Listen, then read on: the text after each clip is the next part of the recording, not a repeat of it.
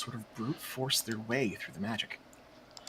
They eventually got a message back home, and a message came back. We learned that there was a raid at the Refuge, that a number of people were held up in storage.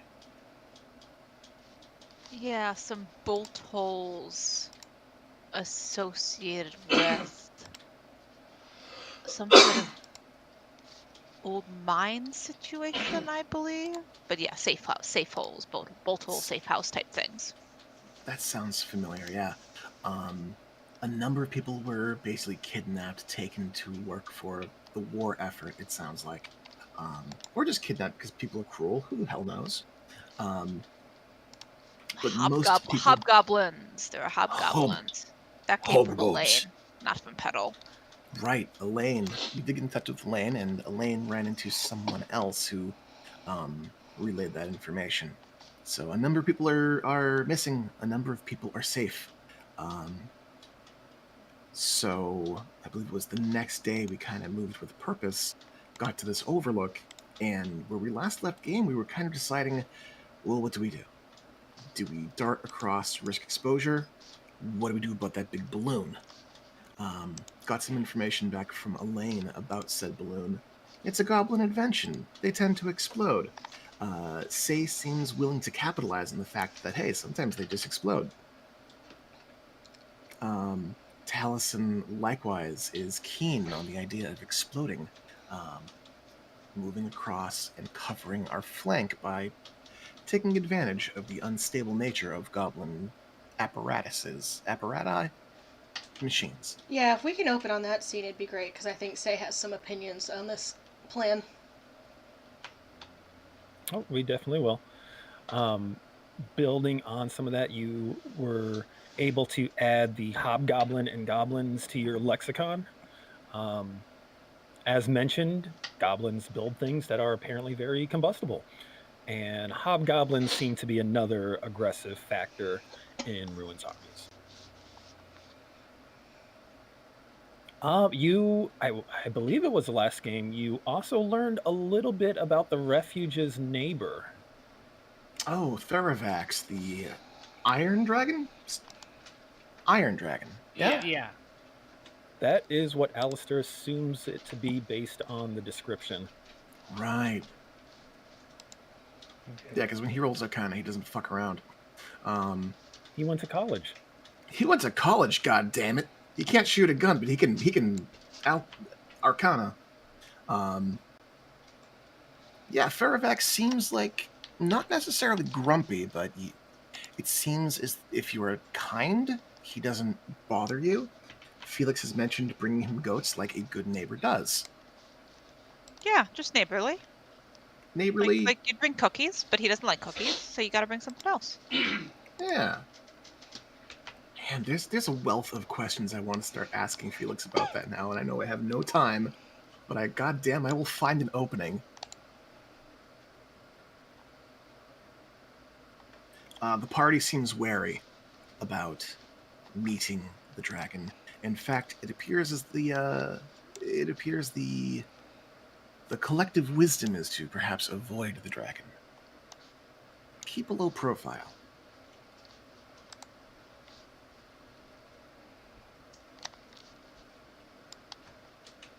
That is certainly an option.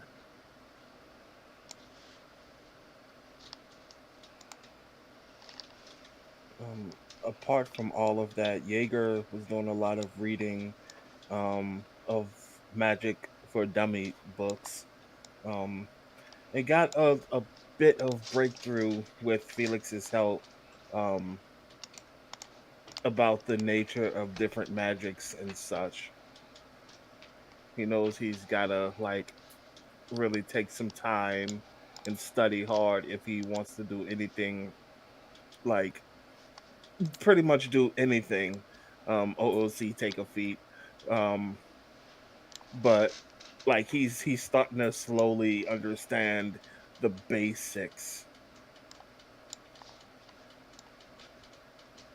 You now know that Aether Stones come in different colors, and those colors mean things.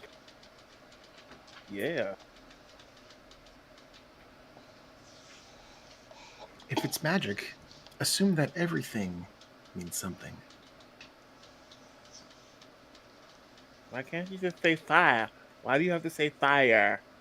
That's dumb. You know what it is. All right. I think that summarizes everything that happened in game.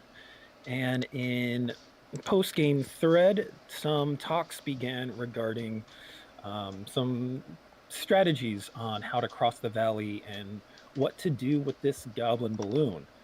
Can we get a brief recap of some of the ideas that were discussed, and we will pick up from there? You want to take this one, Sam? It's gonna It's take gonna me. take me. It's It's gonna gonna take me take me a a minute minute to to pick it back up on engine engine because it closed on me. Engine, you fool. Oh no. Oh, you did the thing. Yeah, that's a thing you can do sometimes. I don't know how to undo that thing. Oh no. Apparently the Um, balloon is now lootable. Yeah, well, it's got no loot in it. Can anyone actually see that icon? Oh yeah, The loot icon? yeah. Oh Yep, no. It's got absolutely. a giant treasure Looks like chest a little over it. castle. Oh, it's a treasure chest. That makes sense. Oh no. Oh yeah. Everyone, That's setting a bad Cursor. precedent for goblin balloons. is everyone's cursor Target. of it like a bunch of fucking bees? Yeah, Mitch. If you drag a new token down, it will not inherit that. At least I hope it doesn't. Oh god, it can't escape. No, it's the everyone is what? Oh, because they have it clicked. Yeah. Oh, front button. That's amusing. Well, that's good to know. Okay. Well, I mess with that.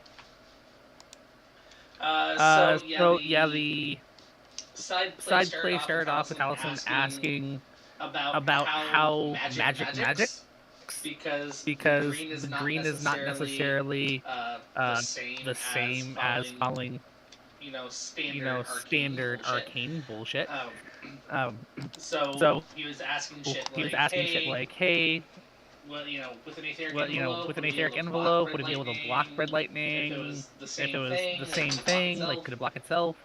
And Alistair said, Well, maybe, but normal lightning doesn't get through the ether envelope either. So, not much, but the the thought got floated that maybe the center of the unmoving storm is either a Forsaken, which is not something that anyone wants to really think about, or it is actually the source, or the center is the etheric engine's location, and the storm is both a deterrent and a side effect. But it's anyone's guess until we actually observe it. So it's a Schrodinger's etheric engine. Beyond Beyond that, that, and Konami agreed, or was concerned that it was the storm was protecting something at the center. Then we got to talking about possibly attacking the balloon, but it boiled down to asking if Konami as a big hitter with Fireball would be willing to ride Taliesin over top of the balloon to fireball it, while also say is there as well, shooting her magical fire gun at said balloon to make it explode and fall. Conversations were had in regards to that possibly being a very bad idea. Or a good idea. Depending on your viewpoint. Let's see.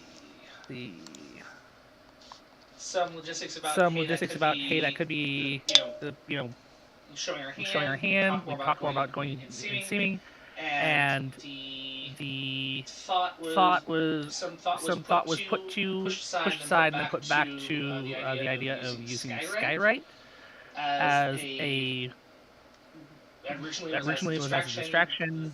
As it came back to it, it was more of a what if we just blocked out the sky and made a fog bank with it?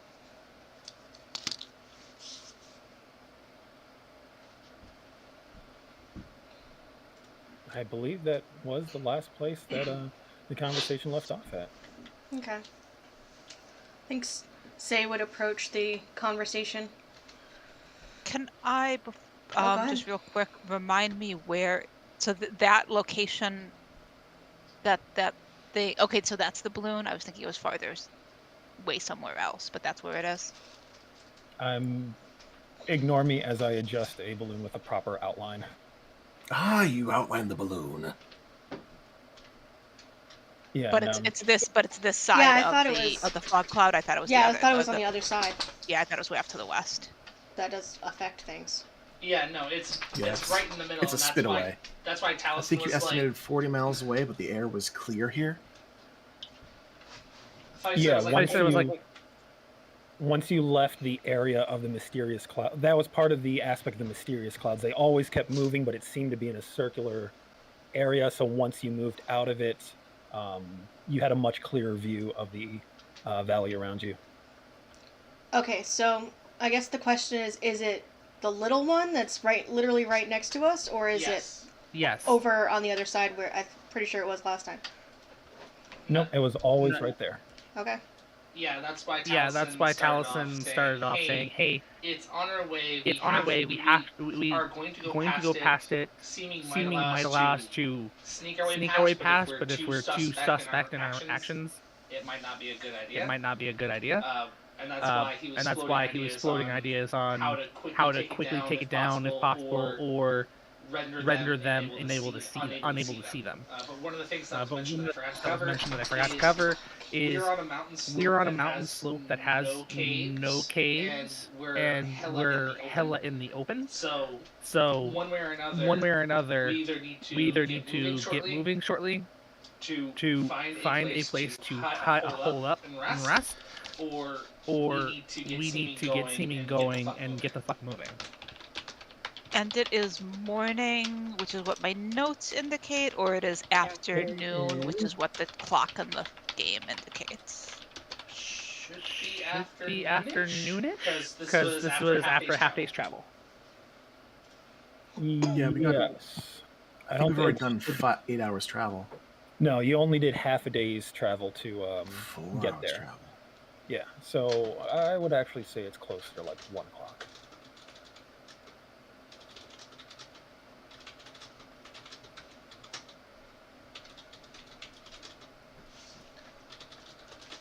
Alright, so it's right there. The thing is if we start the war, we shouldn't start a war before we've gathered all of our troops. That would be a dumb idea.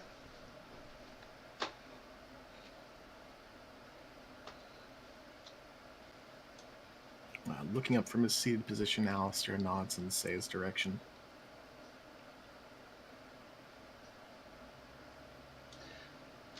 As fun as it would be to blow something up, I think it would be best if we stayed low.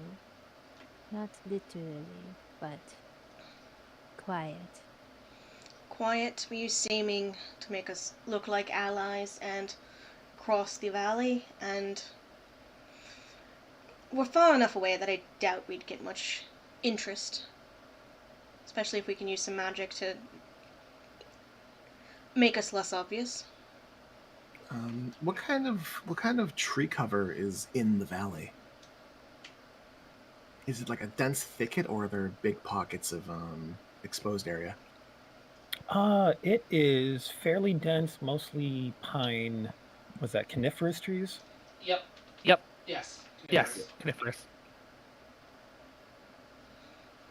Yeah, in this area, there's sparsely scattered trees along the lower slopes of the mountains, but in the valley itself, it seems to be pretty thick.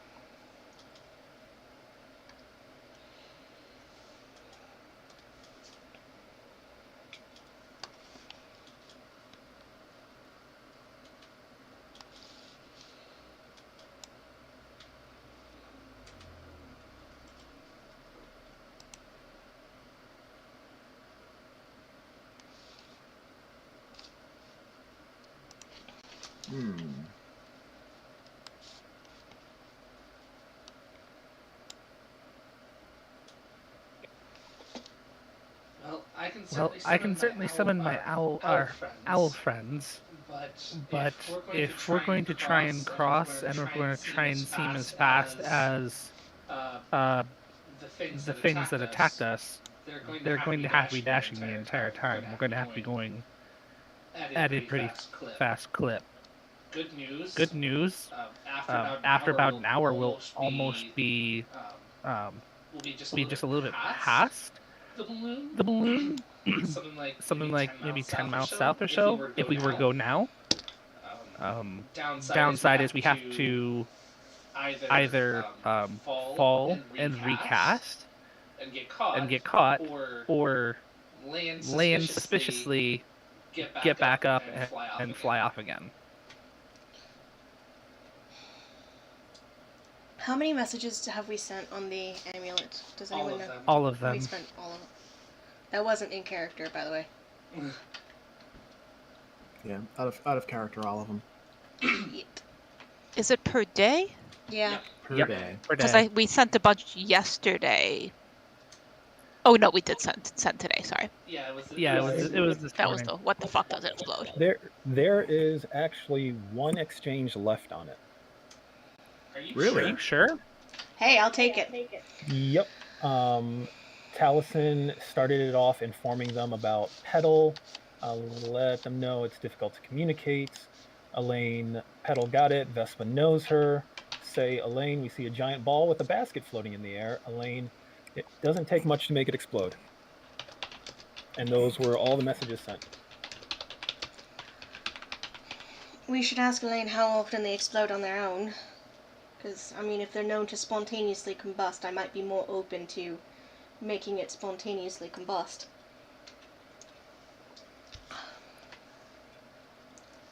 Well, one of my thoughts for that is if we come in looking like Shadarkai on their beasts, and we suddenly attack them, I mean, it's not like I think that would be very suspicious. You mean as suspicious as the group that's currently walking the lane that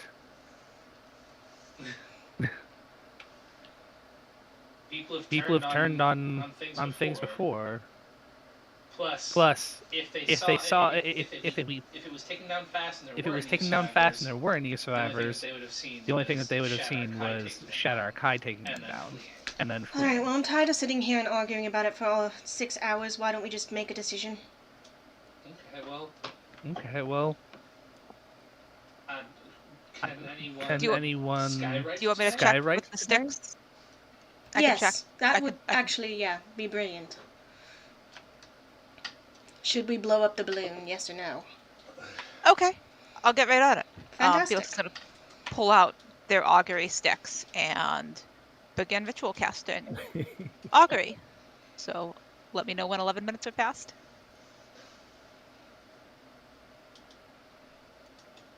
I think if you click the little icon next to it in your sheet, it'll post it in the text box. So I can take a look at that. Sorry about that. I didn't actually consume the spell slot, but there it is. Hopefully. There it goes. All right. While I'm reviewing that, so it seems like while Felix is trying to get a response here, it looks like the general plans is to set up an attack, either disguised or not disguised, set up a distraction, or otherwise sneak past and leave it unmolested. Those were the general three consensus. Yes. That seems to be the running. Yeah. Okay. So as the party mulls this over, and Felix, you pull out your sticks, you start to warm them up, toss them around, get ready to scatter them in a way that makes sense to you.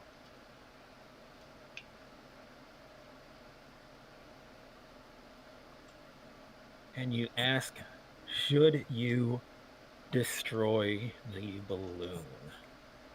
Yes, it's just about the result of a specific course of action. So specifically, Felix would be asking about the course of action would be blowing up the balloon. Okay. Towards the end of your focus, you scatter your sticks in front of you, and as the sticks kind of hit each other and hit the ground before you, you see little faint orange sparks from the points of impact as they scatter and create a pattern for you to read. And it seems like the result that you are reading suggests woe. Oh, they don't usually. That's new, huh? Felix is going to pick up two of the sticks and sort of gently clack them against each other and see if they continue to spark. Yeah, Jaeger was about to ask about that. The first time you start to smack them together, there's a few sparks that quickly diminish and fade away.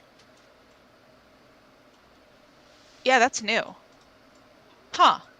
Anyway, I think that's blowing up the balloon. Not a good idea right now. At least based on what we know right now, or not what we know, because we know what we know, but based on and sort of like gestures with the sticks at all of everything, just like what is right now. I'm gonna say maybe no to blowing up the balloon. Not that I get to decide, just that's what these tell me. Waves the sticks a little more. All right. Well, there could be some unforeseen consequence to blowing up the balloon. Considering that so many of Felix's people have been, taken hostage, something bad could befall them if these guys scramble. Jaeger, I believe you wanted to say something a second ago. Jaeger was just gonna ask like if that was something new, but Felix went ahead and answered that. So Got it.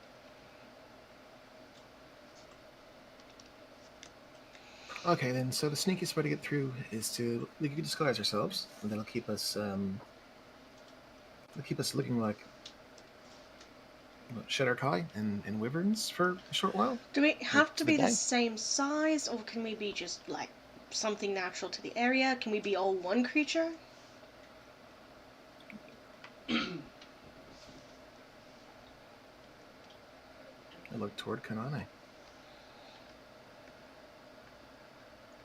Let me read it then.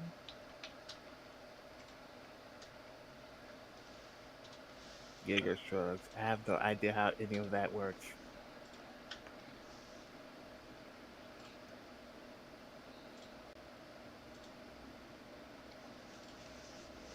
I post that. Okay, so the way Konane describes it, it seems like there are some limitations. Seems like you do need to have the general shape of what you want to appear as, but there's some leeway in what it can be done around that shape. Alright, so we can't merge into one giant amalgamation. Those of us who are humanoid have to stay humanoid. 2 arms, 2 legs. In general, pretty sure Klinkle could look like a person. A humanoid elf person.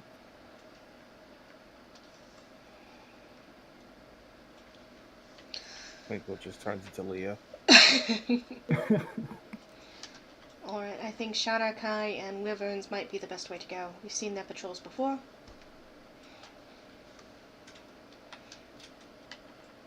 And we'll be moving at such a pitch so far away, I don't imagine the balloon could catch up.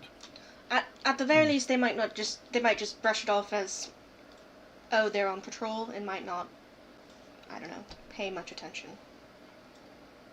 Alistair nods. Should we stagger ourselves instead of traveling in one big group?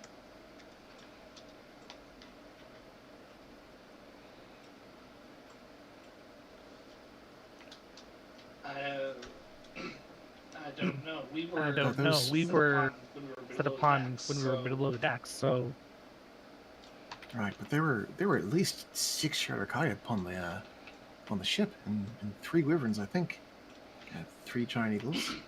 The rest of us, I think it matches. Yeah, we would look very much like a raiding party. Yeah, just if we all stay close, I think that might look less suspicious than 2 or 3 at a time. All right.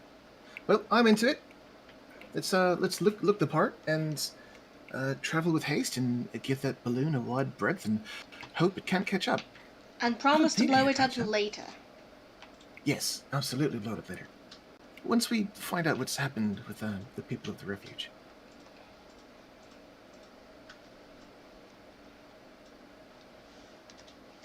Alistair collects his things, adjusts the straps on his backpack, stands up and straightens his back.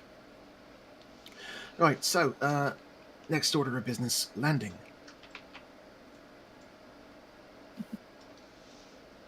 As far as landing in the woods, it might be possible to use Featherfall to slow us down long enough to recast the summoning of the owls. But at that point, the owls would look like owls. That is the one downside to trying to see me in any direction. Right. How long will it take to cross the gap?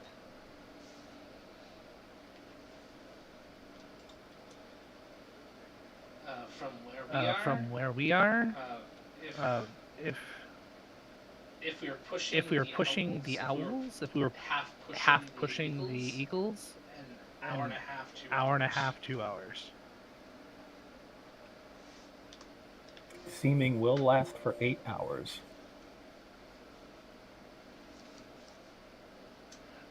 I think out of character, I think that the concern from Alistair is once we lose the first casting of the conjure animals and do it again, or the birds, it's technically a new spell and not the same features, so they wouldn't come back automatically looking like the things.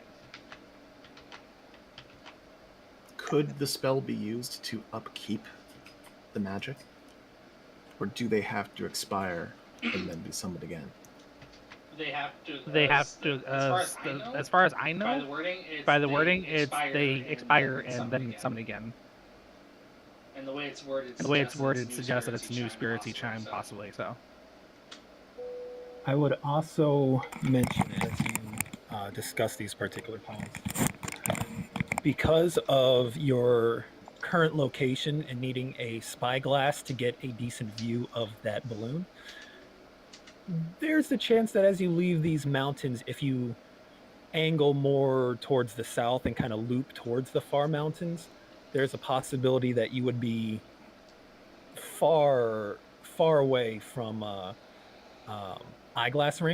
spyglass range, or on the very limits of it. So there's a very good chance that you may be out of visual range if you kind of loop around to the next hex. Alright, so what we do is we use the seeming to get through the most dangerous part and try to get ourselves angled far away enough that we can just maybe skate by. I think it'll work. Let's do it. We've done dumber things. And worst comes to worst, we blow up the balloon in the end. Felix was just about to just put in the last stick and shakes their stick at you, mostly performatively threatening. Felix is not actually a threatening person, but there's a little bit of seriousness behind it. I know that's not why we're not going to aggressively attack the balloon. A little orange spark flies out of the tip and disappears into the air. Oh, sorry, I didn't. That wasn't. Sorry, that wasn't intentional. I didn't do that on purpose. I was mostly having a joke. But thank you for the reassurance. I'm gonna put these away now. I mean, you can keep throwing sparks at me. We'll see if I blow up, considering I'm carrying 4 pounds of black powder. Oh no! Oh, please don't do that. Fireball didn't do it. So do we want to do 3 eagles like we've done in the past and just push it as hard as we can, or do we want to call the owls and push them as hard as we can? What's fastest? The eagles. The eagles, but If I'm pushing myself that if hard, I'm pushing myself that hard, I to might not be able to move all that fast later. But we can definitely. I'm willing to try if the others are. Do you want me to ask the sticks again? Because I can ask the sticks about that too if you want. I think that if we stick with speed and pushing as fast as possible, then that is the goal. And if we have to take a rest on the other side, then that's fine. Jumping the gap is the priority here. Felix Yeah, tucks those sticks away and bounces to their feet. Okay, I'm ready. Felix- Did they especially say not to go across the valley because of all the watchtowers? They Not to said enter not the to enter valley. They said not to enter the Vale. Don't you have to enter the Vale to cross the Vale? It's a gray It's area. a gray area. We'll find out when we get there. I think the idea was there's more than one outpost in the Vale, and they couldn't know where we would possibly enter, so they were just telling us not to enter anyways. It's not like we're dealing with They- forces that have massive meteorological impact gestures slightly to the left. If there's any lingering doubts, you do have one use of the messenger amulet left. I'll actually look over at Felix. You know, Nope. you You could ask if us pushing across in in the manner that we plan to will be good or bad, since you have the ability to divine such things. Okay. Felix is going to pull out the sticks, sit down, begin recasting augury on that question.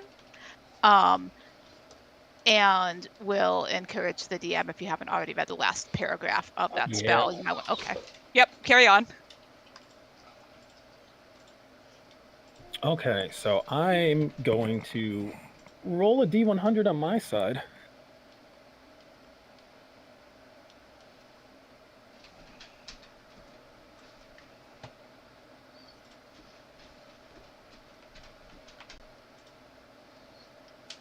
Huh, okay. Huh.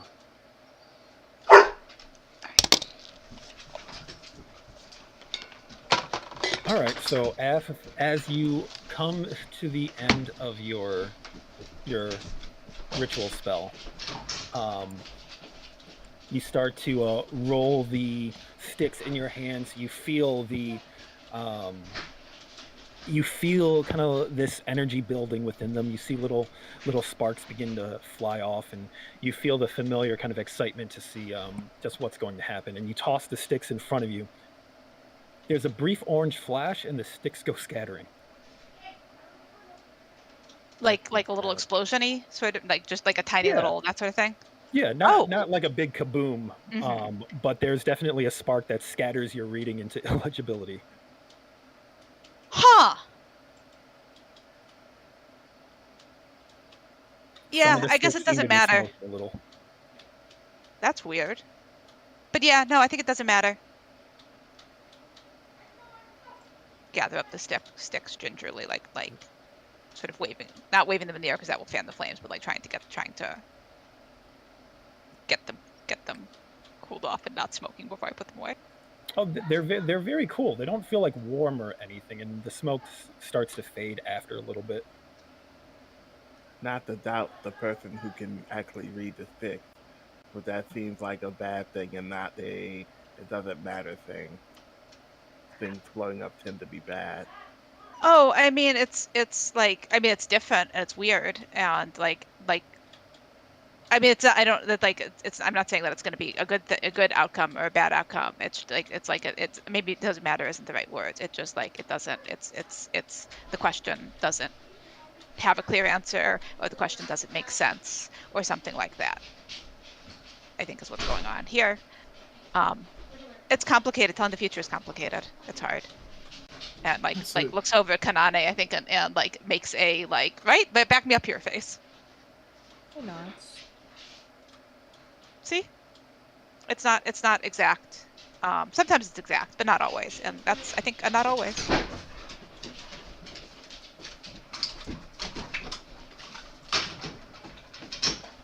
Meanwhile, Alistair's up doing like calisthenics, stretching, kind of bouncing on his ankles, ready to go. We could just walk a little bit too, if we want to walk and see what happens, and then decide from there. If we're not sure about flying yet, how we want or how fast we want to fly. That would be much slower than flying, but Can you catch we could me up? do. She did the thing. They scattered out wildly,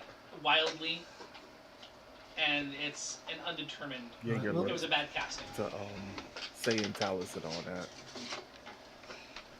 I think we stick with the original plan.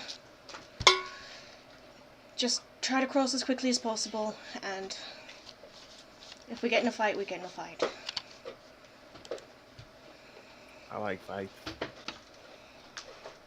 It wouldn't be the first time.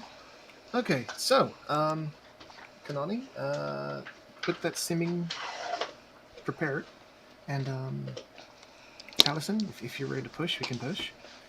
Is there no other way to get a third eagle without risking yourself?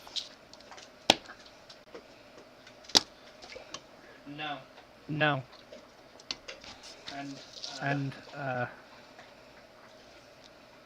the downside is once we've done this, I will have to do the Eagles. The Owls. Shortly after. I can do one special casting of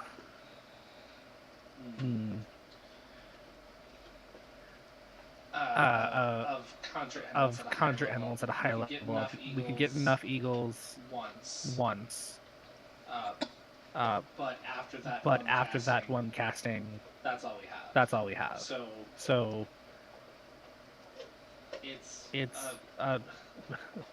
we are going for luck one way or the other. Just need to get across as fast as possible, and we'll worry about the rest later. If we need to stop at the other side, we stop at the other side.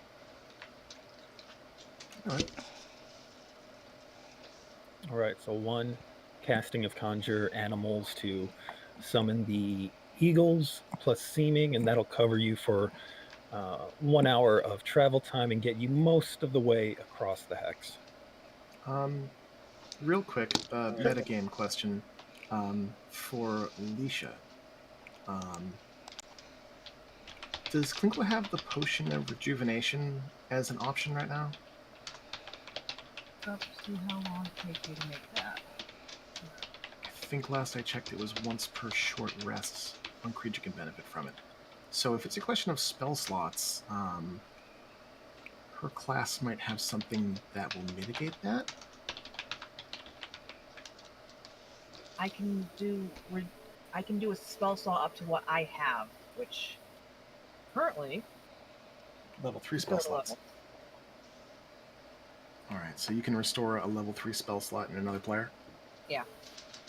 Okay. Yeah, the wording on that ability is kind of like borked. I have a feeling that, like, as a half caster, generally speaking, I have lower spell slots of anyone else around me that's the same level. Yeah. Alright, so I don't think an extra level 3 spell slot's gonna help in this situation. Okay, so can we just get across the gap, y'all? Can we just do this one hex of travel and then worry about later? Seconded. Sure. Alright. Taliesin, you summon your eagles? Yep. I'm doing the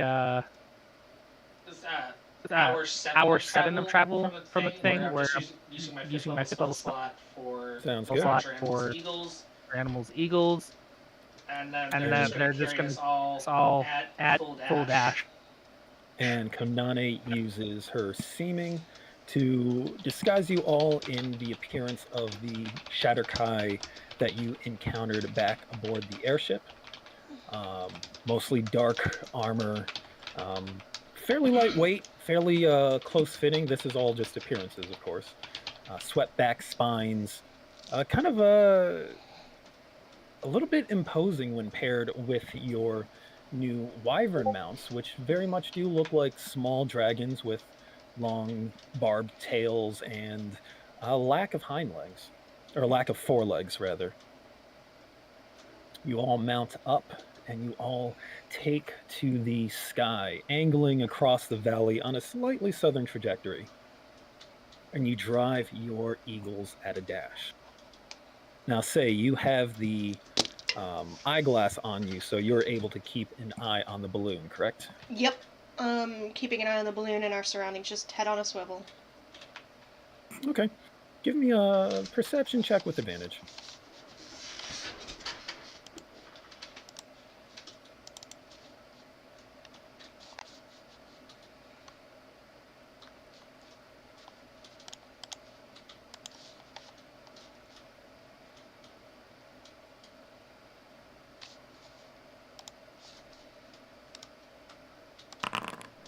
$29. God dang. Rogues. All right. So as you sweep along on your route, you notice that the balloon doesn't seem to react to your passage. Kind of just bobs there in the distance. It seems to turn at a very slow rate. You see it start to recede in the distance as you move further south, and it seems as though the balloon did not take any notice of the Shatterkai patrol flying out across the valley. So after an hour comes to an end, um, as it gets close to ending, you drive your mounts down towards the valley floor to land among the trees.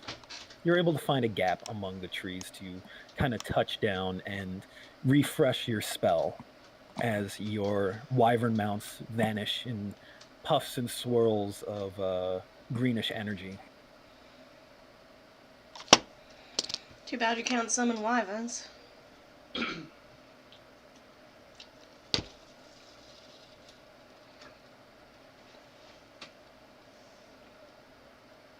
As the DM quickly looks up wyvern typing. I think they're dragons. Is Yeah, there a magic to summon dragons? I think there is, as of the Fizzbang's Dragon book, but I think you require a special material for it. I could be mistaken, though. Well, the balloon didn't notice us, and it's pretty far away, so I think if we are quick about it, we'll get out of this unscathed and unnoticed. Okay. I will quickly dump a 4th level spell slot into casting polymorph into the ring. So they can be twinned, and then I am going to shift into a giant eagle, so we can keep pushing hard.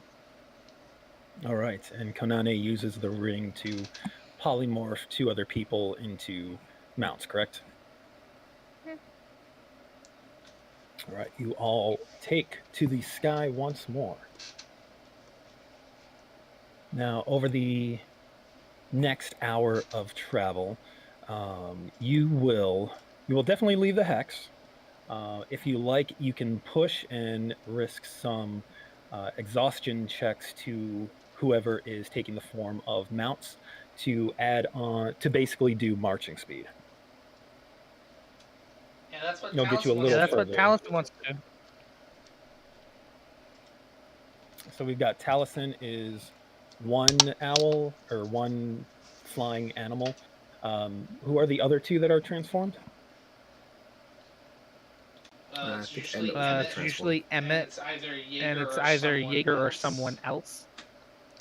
If Jaeger doesn't want to risk the exhaustion, I'm willing to transform into the animal and Jaeger can risk do it. it. Jaeger is very eager to be a flying animal. Sounds good. All right. In that case, I need Constitution checks from Jaeger, Emmett, and Taliesin. And I believe all three of you need to use the Giant Eagle Constitution.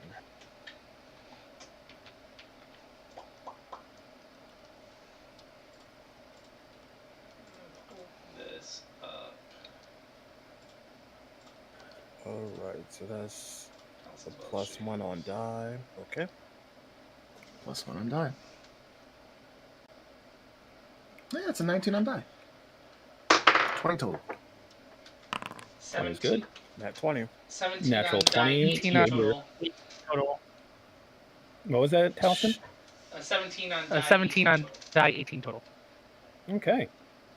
Jaeger is leading the pack as though trying to prove he is capable of being the best eagle. His powerful strokes inspire you as you add 1d20 to the karma dice pool. Yeah, you make it into you take off from the pines. You can barely see the balloon to the north end of the little valley leading into the vale, and you take off further into the mountains, clearing the forest and rising once more into the foothills, heading into the mountain range. So with those two, in those 2 hours, you're pretty much halfway through this new hex. So it should be 3 now. There are, if you were to push on, you would need to cover. No, I mean, is it 3 o'clock now? Oh yeah. Cool. Felix is, as we're coming in close to the mountains, Felix is definitely keeping an eye out for Fairfax. Have I seen any sign of him? Give me a perception check. Can All right. I use my spyglass to keep an eye out for our allies to see if... Sure. Give me a perception check with advantage. And I am guidancing myself. That is a total of 30. Ouch. 12. What did you roll? Me? Yeah. 17 on the d20 and 4 on the guidance dice. And then I have a +9 perception modifier. Guidance is good. With a 30. Well, first I'll start with Say. Say you don't see any signs of allies or habitation yet, but you do notice that the mountain range here seems to be cut through with far more narrow valleys and steps than the mountain range you had previously left behind. It all creates almost like a maze work of passes leading up into the ranges. Felix, roll me a D100.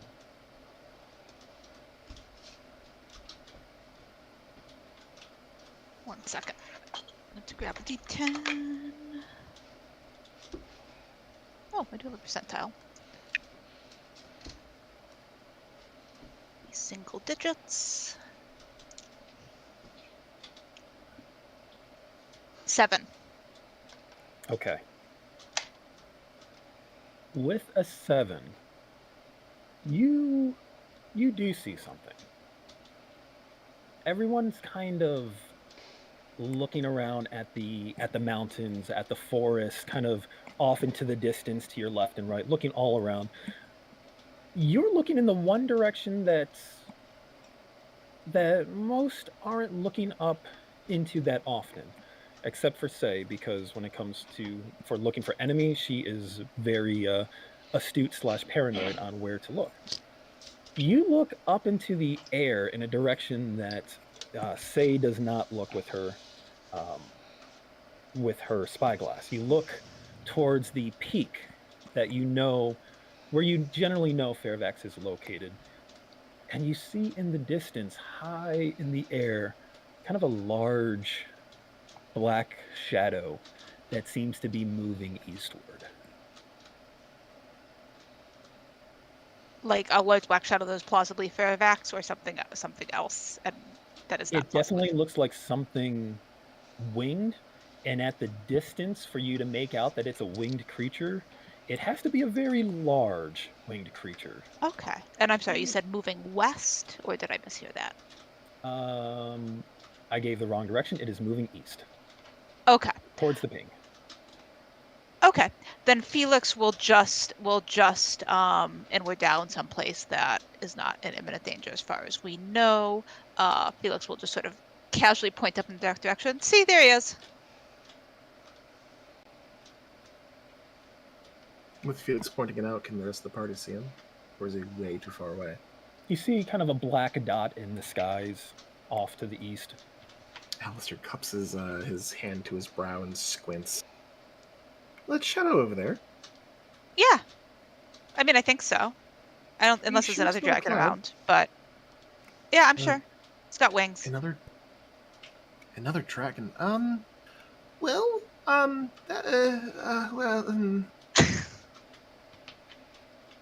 let's hope not. It's not impossible. But let's hope not. Okay. Well, once we like check on the people, we'll go check on him. I mean, you don't have to. You can. I mean, you can, but you all don't have to if you don't want to. I'll go check on him though, and just make sure. But good news, I think he's heading that way, pointing east. So I don't think he's going to eat us if we keep flying that way, pointing in the direction of the refuge. Does he make a habit of eating neighbors? Is that neighborly for him? I mean, not. He hasn't eaten me. But I've never been a wyvern near him, so it's cautious. It's good to be careful because I don't know. I don't think he'd like other things flying too close to him. But if he's not there, then we can keep flying. Shush. Right. Okay, cool.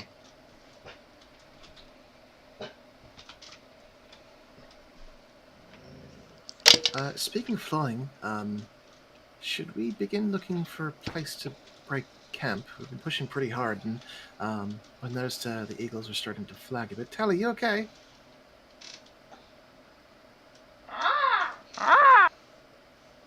Okay, good chat. Good chat. Are they still eagles? After an hour? I imagine this would be at the. Everyone else isn't, but I am. Right, Taliesin wild shaped. So yeah, he's still an eagle. I'll take that as a good craw, not a bad craw. Right. Okay, so let's find a place to camp for the evening. Bed down, and we'll finish our travel in the morning.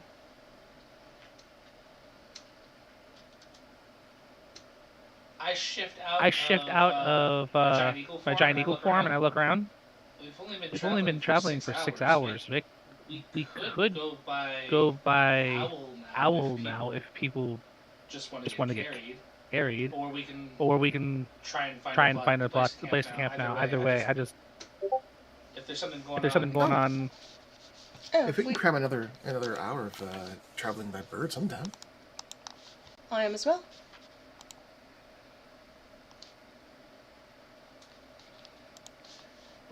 Well, lucky for everyone else, this gives everyone their own owl. And I'll conjure the owls via 3 charges from the crown. Okay.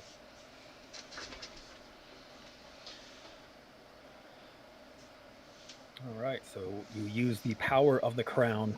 You conjure a swirl of green energy accompanied by a stirring of the breeze, a lifting of debris as these owls swirl into being. And you all mount up and take off to the skies once more. Which owl has feathers in its head, flowers on its head? I would like everyone riding a owl to roll me a d20. 11. 7. 12. 13. 18. Trying to roll the damn digital dice is like, nah.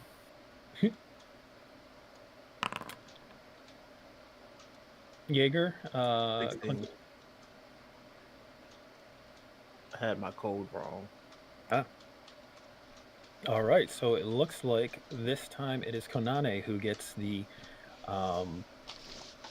This one doesn't actually have flowers in its feathers, but there is a distinctly flower-like pattern going down the back of his head onto his back and spreading out across his back. I'm gonna say the dice rolling widget is broken in this game. I don't know. I typed /roll 1d20 and it worked great. Yeah, I type it out. Well, the widget in the toolbar is busted. Yep, which is Very broken. possible. Confirmed. So with a cheerful hoot, you all take off. I assume you're going to be pressing the owls since you can get away with it. Yeah, we'll feel bad about it later. Hey, they wouldn't keep coming back. Felix isn't going to feel bad about it. He thinks the Elk King likes being helpful. Likes the challenge. Yeah, you need to offer him a challenge, or he wouldn't keep coming back. Because that if we don't really need them, then there's no point for them to be here. So I think you have to make them feel appreciated once they're here, right?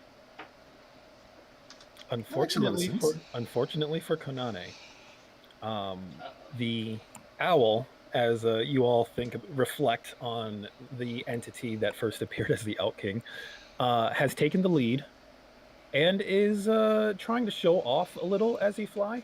Oh no. Oh no. Oh no. Oh no.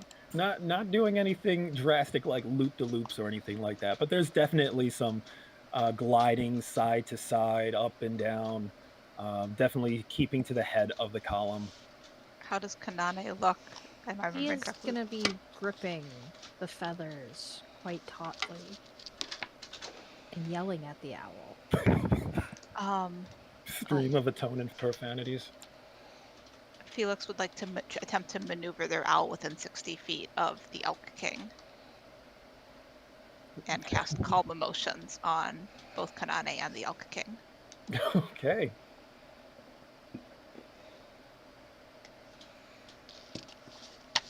Kanane will quietly yell at the owl. Just bury face into his feathers and just grumble.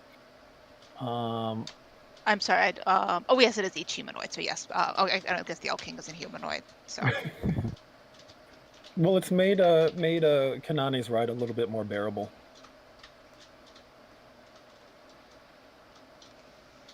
As a sudden eclipse happens over the valley. I was say, look, do we get the sandstorm? That's the calm emotions aura. I don't know how to make it go away. I'm sorry. I did it again, and I don't know how to undo it. I think it was casted on the Valor Company token. Either way, it definitely makes for an easier flight. As you move into the next hex. And as you move into these mountain ranges, Felix, these mountains look a little more familiar to you. You recognize some of the peaks, and in the distance, you can see some of the valleys leading up further higher mountains. And you think in the distance, kind of between a couple peaks, you see the rough top of the mountain that the refuge is set against. And it does look like that normally this might be a day or two away due to the difficult terrain, but at the pace that Valor Company moves, it looks like you will be at the refuge tomorrow.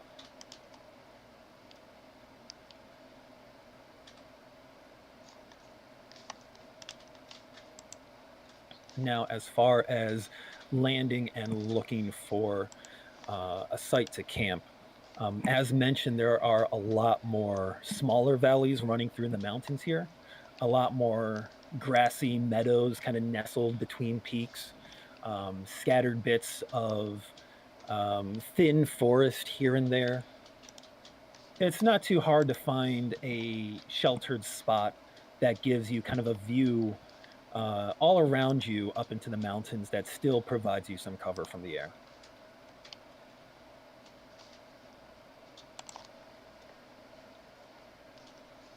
So do we pick a flower field, a valley, or a cave? Do I know of a particular, if we're getting into the mountains do I know of a good spot near here? This is where you... Or are we still a little farther out? You're a little further out. You recognize the peaks and valleys that you're around from being seen from a distance from the far side of things. So while you don't know any particular spots, you do have a feel for just kind of the general surroundings. You could take time to search for a cave to give yourselves more cover, or you can choose one of the copses of trees to kind of settle down in, which will give you a view around you and provide some shelter above you. Can I use my survival skills to try to just locate a good place? Sure.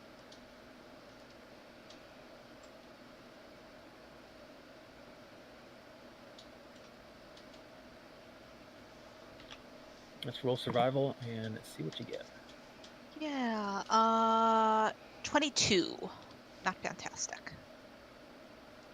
Okay, 22. Party seems to prefer cave, so I will be looking for ideally a good cave, but basically any the best secure location, a location where we feel confident that we can be comfortable and relatively safe if available. Okay. You guide the party, kind of direct them with hand signals and other arcane means of messaging to descend down into some of the valleys that run through here. Um, you know that a lot of the valleys in these mountain ranges will have kind of divots in the walls or caves, and the walls of the valley on either side would provide better cover as well as a more defensible area should anything attack you while you're here. As the party kind of dives down into one of these valleys, yeah, you do find a kind of a hollow in the wall. Um, it's kind of a cross between a hollow and a cave.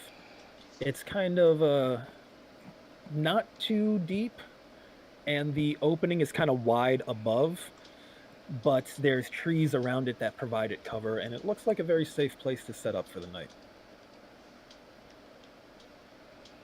There's this. Will this do? Jaeger looks it over and gives a thumbs up. Looks defensible.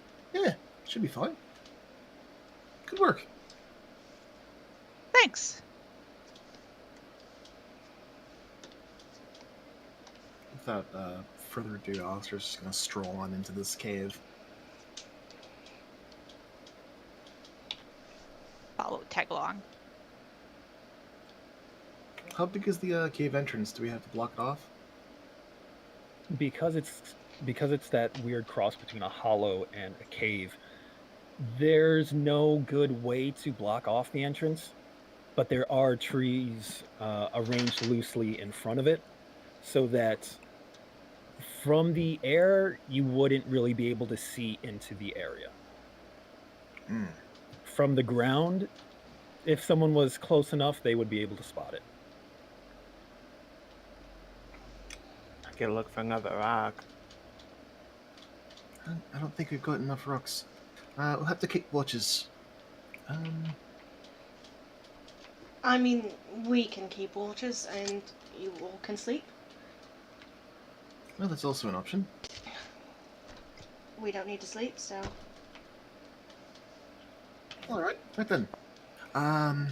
Let's see. Should we avoid a cook fire? If we're this close to everything, probably. Alistair will nod. He'll begin to just unpack some creature comforts as they begin to bunk out in the cave. Got out some working supplies, well as a bedroll, or 8, whatever's in the bag of holding right now.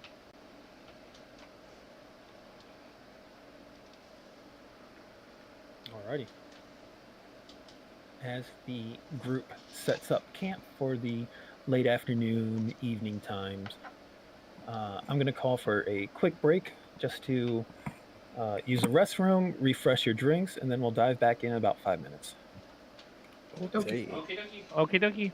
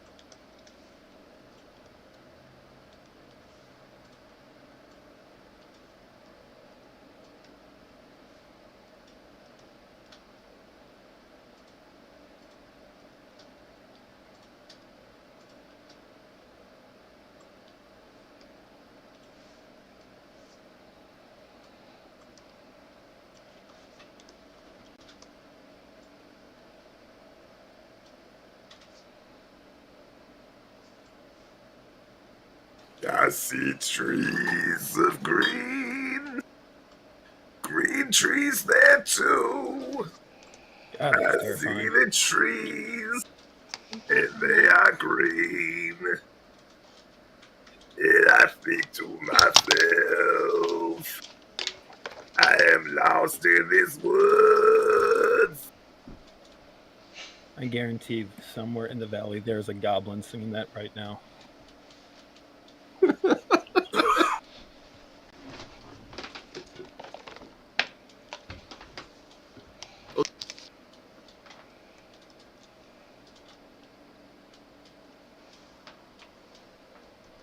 I gotta improve upon my vocal range.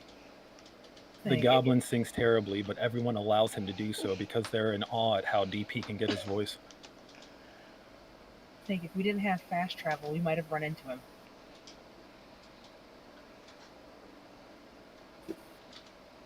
Howdy shit, Ragamuffin. What happened to your voice? I don't know, but it's so much better.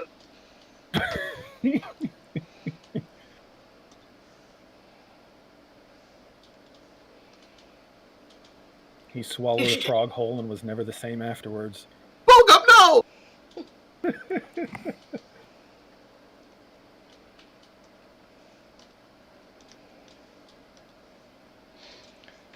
So I'm doing character redesigns for all my characters.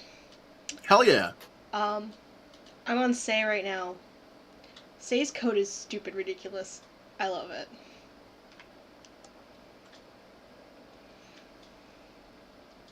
You're gonna go back on the Sky Captain look? Oh no, I'm leaning in. I love her current look. If you can just take that and make it more. It's more. It's very more. I can't wait to see this. No, yeah, I'm leaning into Say the pirate, I guess. Hell yeah. Renegade cop, renegade pirate.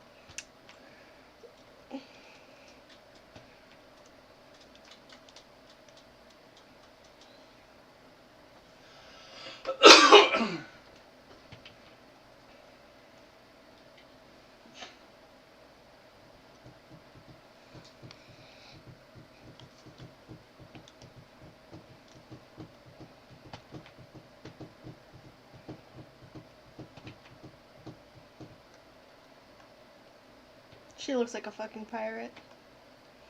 Arr.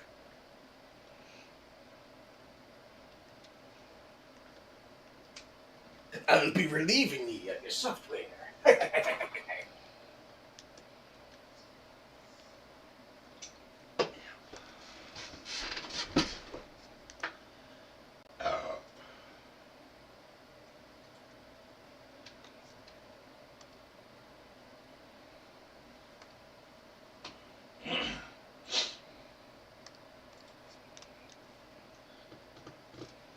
Pouring Kahlua on half of a Domino's lava cake because I'm bougie as fuck.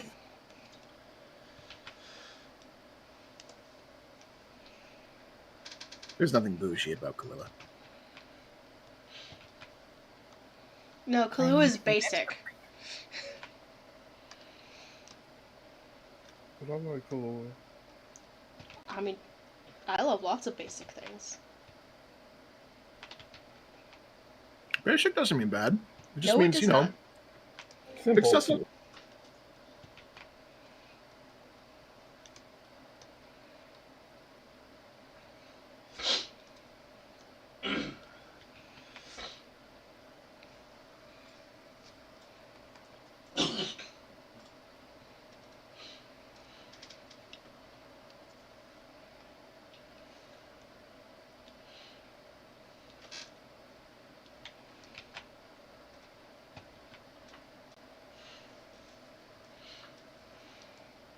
I lost track of time a little bit. Is everyone here?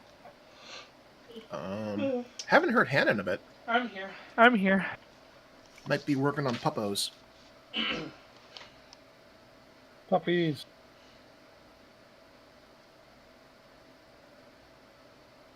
I had to put some snacks into Toby's snack box. He was pouting. Toby snacks.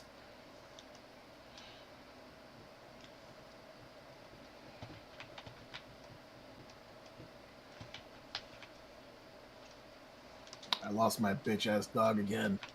He's ugly as fuck and keeps running away, but I still love him. Plus, I already bought him shit and I don't want to return the stuff. Please bring him back. His name is Senor Woofers. He probably won't respond to it because he's a fake little bitch, though.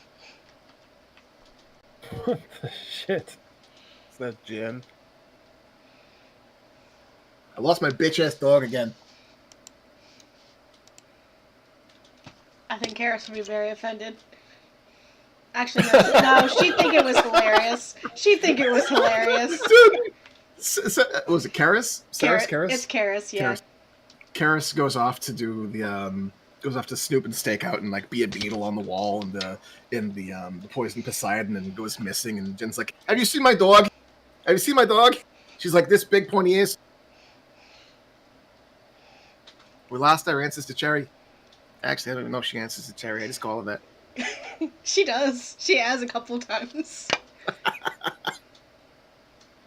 That next one is Mbaje.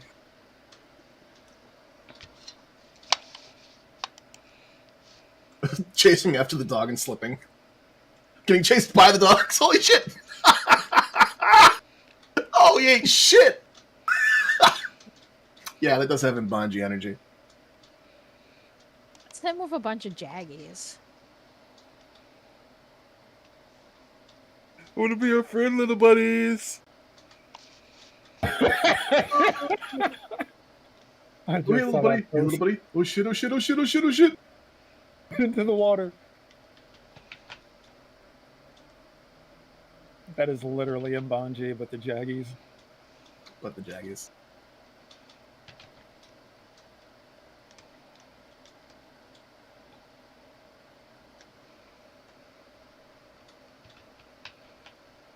Do we have Hannah?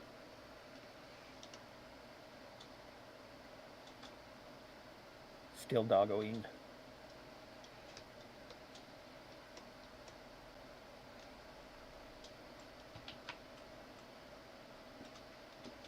Why does that dog have a toupee?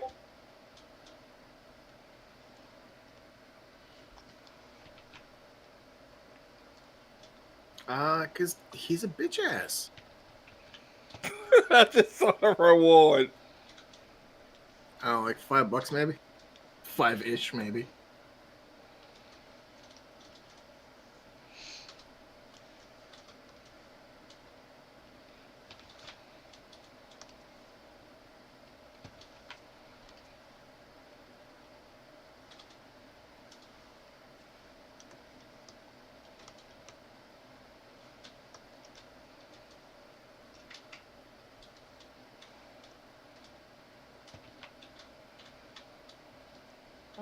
That's not a dog.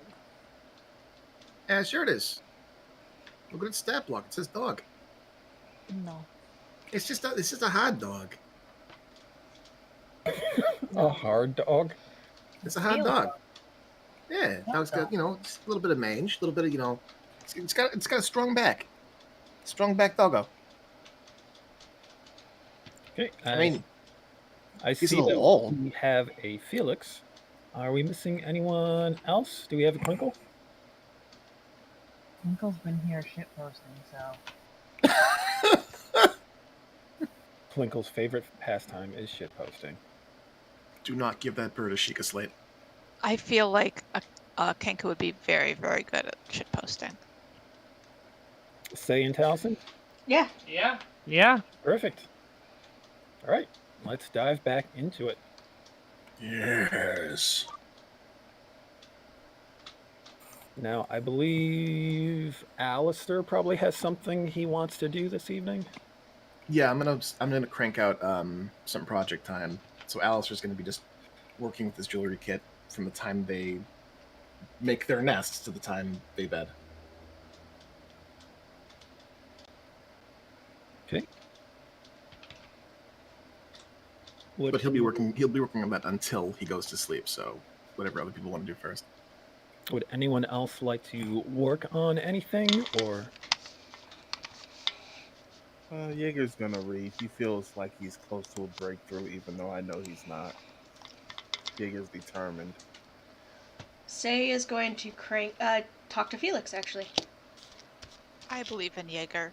And yeah, Felix is just sort of sitting and hanging out and looking out and sort of like looking towards the refuge and up towards Ferrovax's cave and like towards the things they know. But unless they see something, they wouldn't be doing anything other than that unless approached. Hi, say. Hi, I was wondering if you could tell me more about your home. I mean, I sure. What kind of things? I mean, it's an interesting name, and is it like a town or? Not exactly. It's like I mean it's the refuge. I haven't really been anywhere else until I ran into you all. So I don't really know what to compare it to. Sure. You do know it's definitely smaller than Kelmar. Yeah. I mean there's DM, there's not a name for the people who live there, right? There's not like a collective. It's just the refuge, and then Some have played with a collective noun. No one really likes refugees. That doesn't fit. No, that doesn't feel good. Someone a while back, someone tried to make a case for refugers, but that a lot of people just kind of laughed. Yeah. I think Felix isn't really a collective noun type anyway. So yeah, I mean it's like there's I guess it's kind of like a town. If is it still a town if it's little? Like Yeah, I mean, it could be a village, perhaps. So sure, like yeah. everyone in. So I guess what makes the difference between like a village, a small village, and like just a location would be like multiple houses, or? Oh yeah. Okay. No, there's like yeah. I mean there's I mean people have to live places, right? Like I mean I like we're good at making some of us are good at making nests, but we don't live in nests. That would be it's a lot of work. Hard. And there's other work. Yeah. All year round, I suppose. Yeah. Okay. Great. And so you live in a household there? I mean I live in a couple of households. Like I just kind of stay where I stay. Jaeger looks up from his reading and is just now paying attention. Yeah. Yeah, I mean sometimes I take care of the goats. I mean I always take care of the goats, but I don't always stay with the goats. And then sometimes I stay with Petal and her family, and sometimes I stay with other people. So I just stay wherever it makes sense for me to stay. Is that weird? Not particularly. I just realized that your family had a house. I mean, one house. Yes, but for the last 4-6 months we've been just wandering around the countryside, moving from house to house. So yeah, same as that's the same basically. Yeah, and sometimes that's like us too. Like sometimes people come and go, and sometimes they visit and hang out and tell us where they went, where they come from, and where they went to, and where they're going next. Sometimes they know, sometimes they don't know, and yeah. So it's home. I feel like I'm not telling you the things that you want to know. No, you are. I'm just trying to get a vibe, I guess. Yeah, I mean everybody's really nice and help. Like they took me in, and they take people in who find their way. Like it's hard to find your way there. You have to know where to look usually, or you have to be lucky. But if you're lucky or you know where to look, everybody can stop and stay. Like bring a good story and maybe a good riddle. I'll have to think of a good riddle. I mean, you have plenty of good stories. I do. I might be better at stories. Yes. Yeah. But yeah, no, I mean, everybody just like you take care of the goats and take care of the gardens, and you take care of the refuge, and you take care of people when they come there if they need to be taken care of, and yeah, that's all. Sounds like quite a pleasant place. It is. It really is. Like I mean, I don't have much to compare it to, but it's been a lot less. I mean, not that where you come from isn't nice. Like it was very nice, but there was a lot going on there. A lot going on, and it's all very complicated. It was very complicated, and yeah, the refuge isn't like that, or at least it wasn't like that. I guess I don't know what it's like now. Did you leave a while ago? No, just before I met you.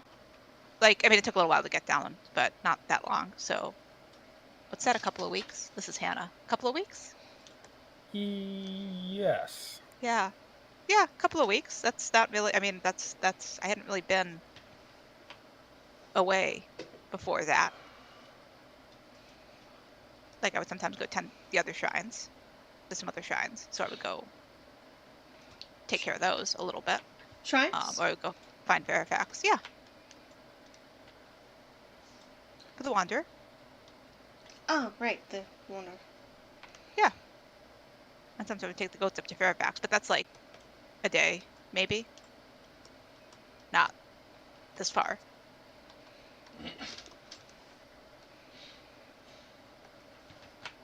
But yeah, it's nice. You'll like them. I think you'll like them. They'll like you.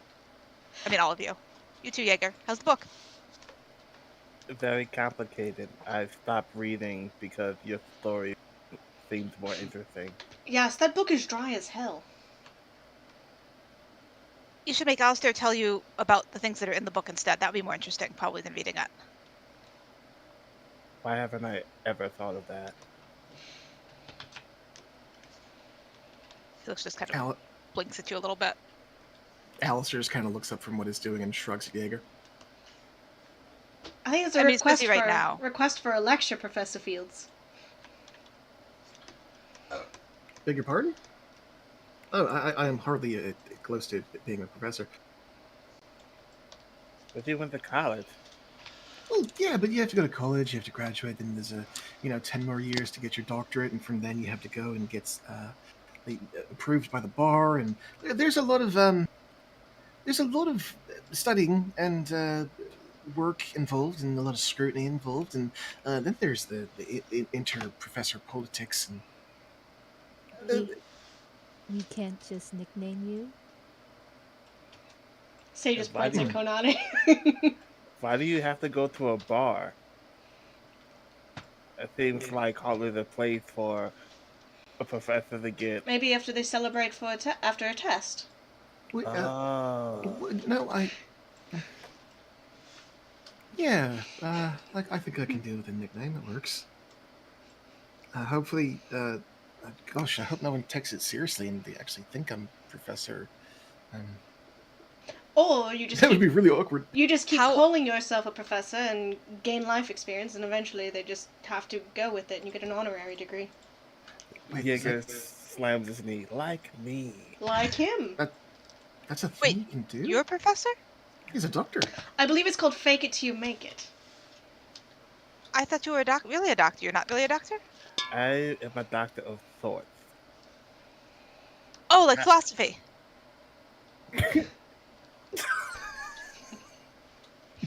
I feel like I should be offended about that. Me too. But it's Felix, so I'm going to nod. Felix is looking very confused. Is it you don't mean philosophy? There's some books at the Refuge. I read a little bit, just not like magic books. Felix, you've left me at a loss for words. I sometimes have that effect on people. Usually it's because I'm talking too much. But and they shrug like not like this is a statement, not an apology. Alistair nods. He nods.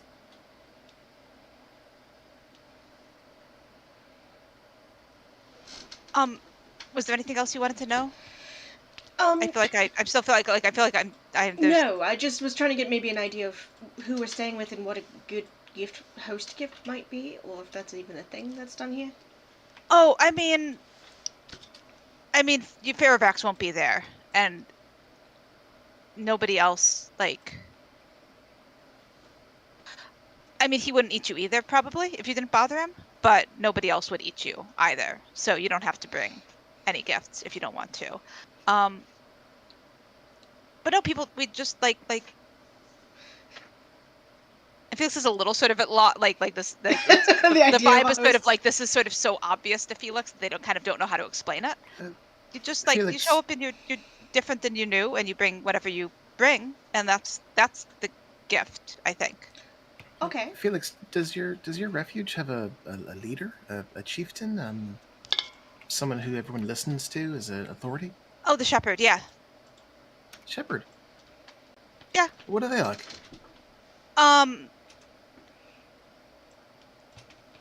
I mean, he's funny, but it's kind of hard to tell if he's like, you can't always like, you don't always know that he's being funny until later when you think about it.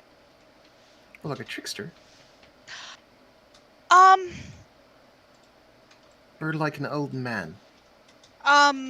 you and of course like trickster doesn't seem that is not a concept that makes sense to me. Like definitely like an old man. He's I don't know how old he is, but he's definitely older than me. That doesn't take much. But he's older than I don't know if there's anybody. Well, no, Copper might be older. But no, he's an old man vibes. Say he's looking for vibes. Old man vibes. And he'll Old ask man lots of vibes. questions. You can answer them or not. It doesn't really. I mean, it matters, but you don't have to if you don't want to. He's not asking for the answer. He's asking because he wants you to think about it. Is usually what it is, I think. Oh,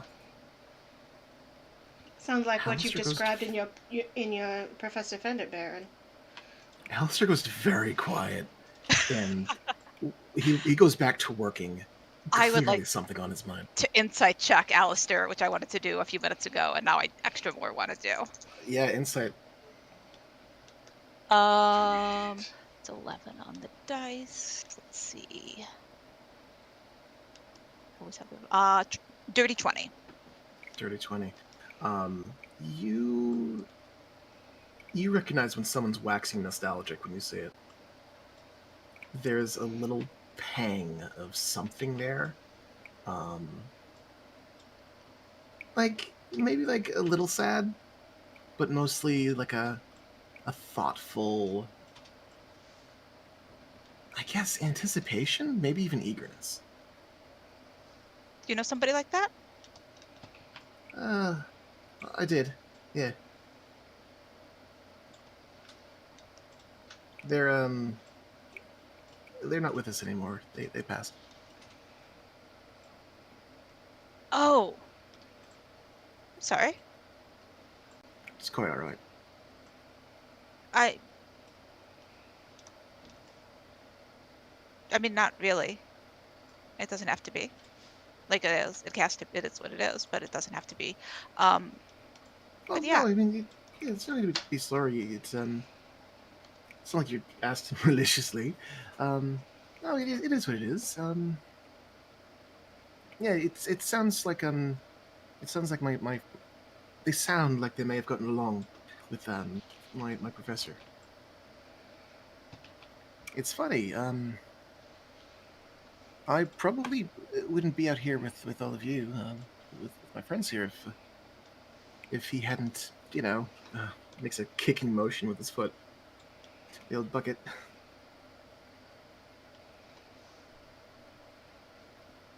You left after that?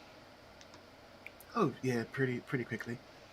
I was maybe a little rash to do so, but I don't regret it. I don't regret it.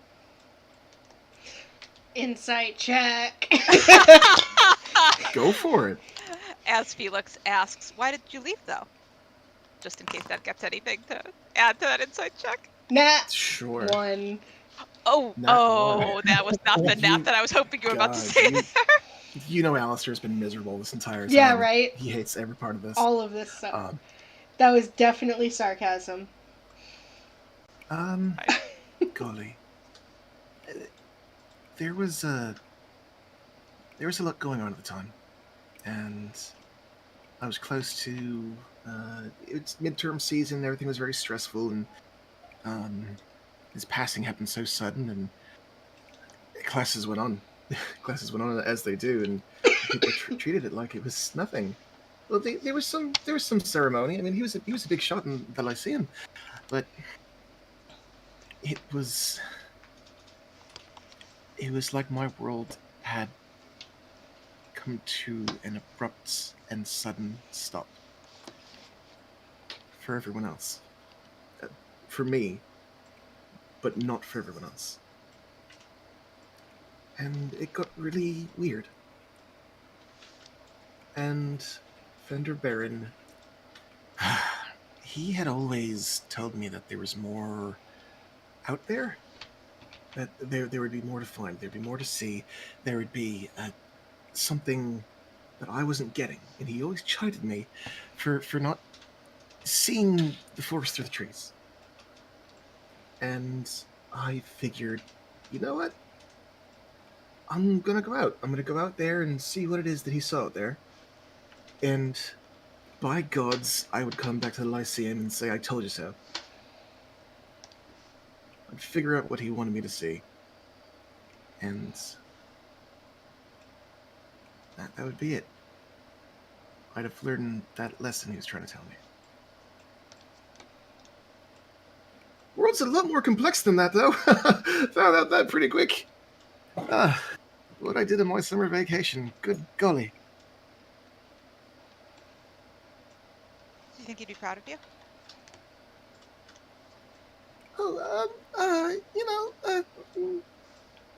Maybe. I think so. Maybe. Yeah. Felix nods agreement. From what you've said about him, he seems like the sort that would appreciate you going on a big, fancy adventure. Well, I come to find out that he had an adventuring party when he was younger. I've got the pictograph actually. It's a small world too, and he starts fishing Show through us? his book he starts fishing through the orange book, and pulls out a little image, a tiny pictograph, a tiny painting.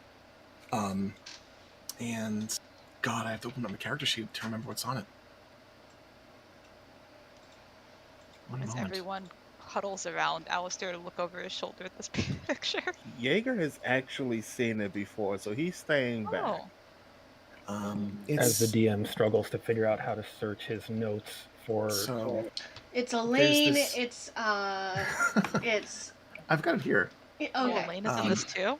Yep. It's a little it's a little 6x9, extremely detailed painted image that's been like shrunken down. There's a gnome, a human couple, a human male, a tiefling, a large male dragonborn, and an elf. The gnome is a young, gray-skinned, tiny gnome with this beard that looks like white clouds on his face and on the top of his head. He looks old in the picture. There's a slender, pale human female with bright blue eyes, who's laughing, being held in the arms of her lover, who is holding her from behind and nuzzling into her neck. There's a human male of similar height to the woman that he's holding, with a wild mane of red-orange hair, with one green eye turned toward the painter and a wide grin on his face. There's another human male, tall, barrel-chested man of deeply tanned skin and almond-shaped eyes.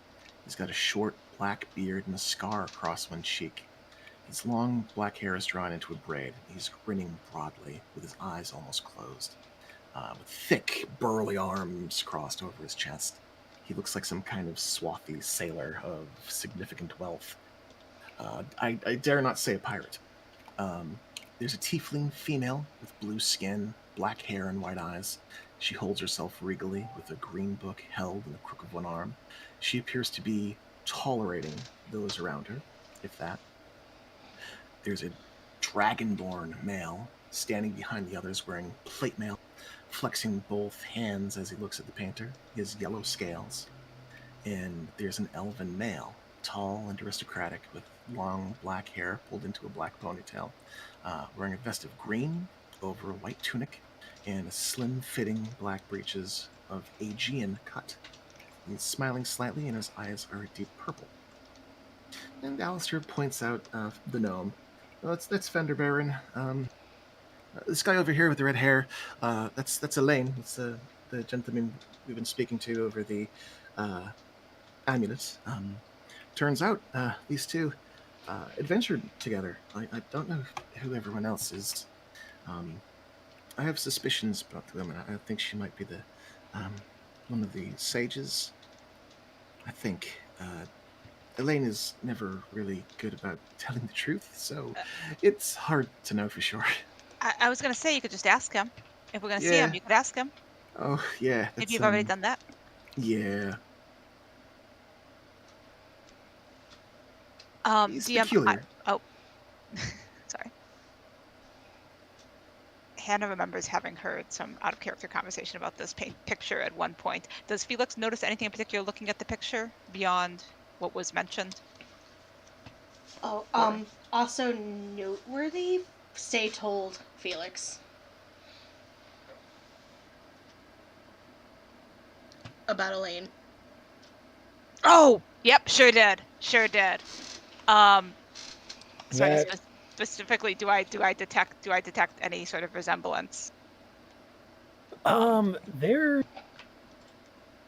There's definitely a resemblance between Alistair and the individual in the painting. They're both redheads. The one in the painting seems a lot less stressed out than Alistair, a lot more relaxed. I mean, you can't really see. You can only really see one eye, that because of the way he's holding the woman in front of him. It's green, much like one of Alistair's eyes. They look like they could be. They look like they could be brothers or cousins. or if you don't want to ask, I could ask. He doesn't know me, so there's no big. I mean, I don't mind. Alistair shrugs his shoulders. Well, you're welcome to ask questions of him. I imagine he could probably suss the truth out a bit better than I could. Okay, we'll see if I get the chance. Sure. We should. Alistair, is it easy to teach someone how to use your box? Oh, not at all. It's not hard at all. It's easy, yes. You just look through the viewfinder, and you have to hold it very still. You have to have a steady hand. And he holds out a hand, and he intentionally shakes it rapidly. Just hold down the shutter button. Press the left thumb button to charge up a flash. Or don't use the flash, you have to spread out. I was just thinking we should take a picture like this, just like a group photo. It'd be fun. Oh, that's a good idea. I took a picture at the Mareki camp, but it didn't have all of us. Maybe a more formal one then. Maybe a more formal one. One that you're in. Right, well, I'll have to figure out how to make a colored pictograph paper first. Anything I could help with? Do you know your way around an alchemist kit? Unfortunately not. I can make a map, I can tinker, and I can wood carve, but I cannot do any sort of the alchemy. Really? He kind of glances in Beyond, Crinkle's direction. making explosives. Starts making explosives, which might be useful for flash powder, for making flashes. Really, it's the cartridges, the papers. I need to get a couple of a little bit more expensive reagents, but I may be able to do it. But kind of, on the back burner compared to, I don't know, the war, weapons, armor, war, stopping an Eldritch engine.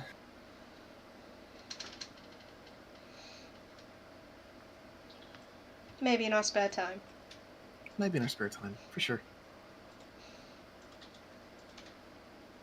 Right, I have to get back to work. This isn't going to make itself. So don't mind me if I tune you out a little bit. Just nudge me if you need something. Otherwise, continue the background noise. It's just like being in lecture hall. What's a lecture hall? Oh, Felix. Oh my god, Felix, it is a giant's room where they stick far too many people. It's always hot and stuffy, and you have to sit still for so long, and then there's someone at the front just going rum, rah, rah, rah, rah, rah. It's the worst. It's a place of learning where a maester teaches you many things, teaches many people many things all at once. Yes, it's hot and it's stuffy and you have to stay quiet. You have to keep your ears open. That's wisdom being poured out. And sit still. Yes, and sit Yeah. still. Not say strong points. I could do so many wall sits in a lecture hall. He lifts up his hands in defeat and goes back to working. You see, in a Meraki lecture hall, if you can't sit still in a chair, they take your chair and you have to sit against the wall and say, we'll demonstrate a wall sit. Why would you do that willingly? This? I can do this for hours. Had plenty of practice. How do you think my legs got like this? That's how she can walk on the ceiling. No, that is the cloak that she has. It was a joke. It is why she can walk so quickly on the ceiling. That. That makes plausible sense, I guess. Felix cracks up at that. I thought that was very funny.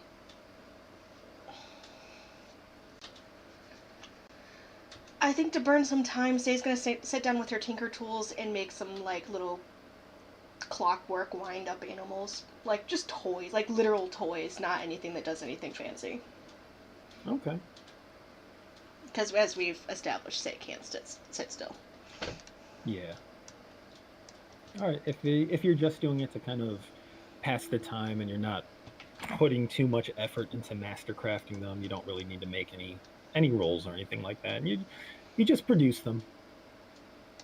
Alistair is hard at work at his project, and it looks like it would take him quite a while as the sun begins to set. Dinner is put together and seasoned. I'll mock off some rations. I'm assuming we're using rations for dinner. Yep. Yeah, I'm gonna do that too. All right. Unless anybody feels like going out and finding a goat. Are there goats in this area? These mountain ranges that you are in seems like there's a lot more green valleys nestled within them. But they would have to cook. Yeah, and they're that's- avoiding that. Yeah, that's the thing. Allison looks around everyone talking about food. Pulls out his Pulls wand. out his wand. He just leans forward. Look what I got. It could be It normal could be berry normal flavor. berry goat? It I could got be. goat. It could taste like a steak dinner. I can make it taste however you want, and you don't have to worry about cooking. Could you make it taste like oatmeal? Whoop. Oh. Oh, Oh, oatmeal for dinner. yes. I'll I'll need you to be a I'll little need more you to be a little specific, more though. specific. Cinnamon sugar oatmeal with maple syrup. Felix points and nods. How do you have? Alistair do has you this have- cocked, crookedy grin. Allison narrows his eyes. How do you have teeth? Magic. You look at Alistair's teeth and you tell me what the fuck they are. And Felix very like doing their best to like look serious, which they're not very good at. Very like reaches up and just like, because they haven't given anybody that, like, pulls out one of their canines and holds it up. Fair enough. It'll grow Fair back. enough. What is oatmeal? What? Excuse me? Alistair, I need you to make a concentration check. Have you Oh no. Have you Have you ever had? No, I can't describe describe it that way.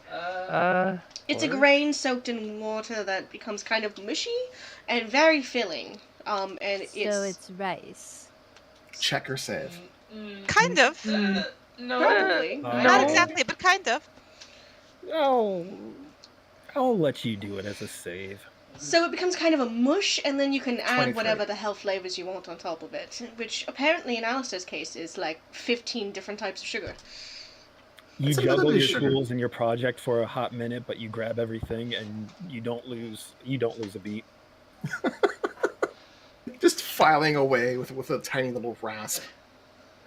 So since I I had had at least two people Well, I'll have some I'll then, have and some then, and I'll just use my wand use really my quick, wand really quick and cast Goodberry, Goodberry, and and pass out pass out a to berry to Felix Felix and to Alistair. Uh, It will it will taste like a a rich rich brown brown sugar sugar a and a slightly slightly more more oriental oriental spice type cinnamon deal type deal in the oats with with a a hint of butter.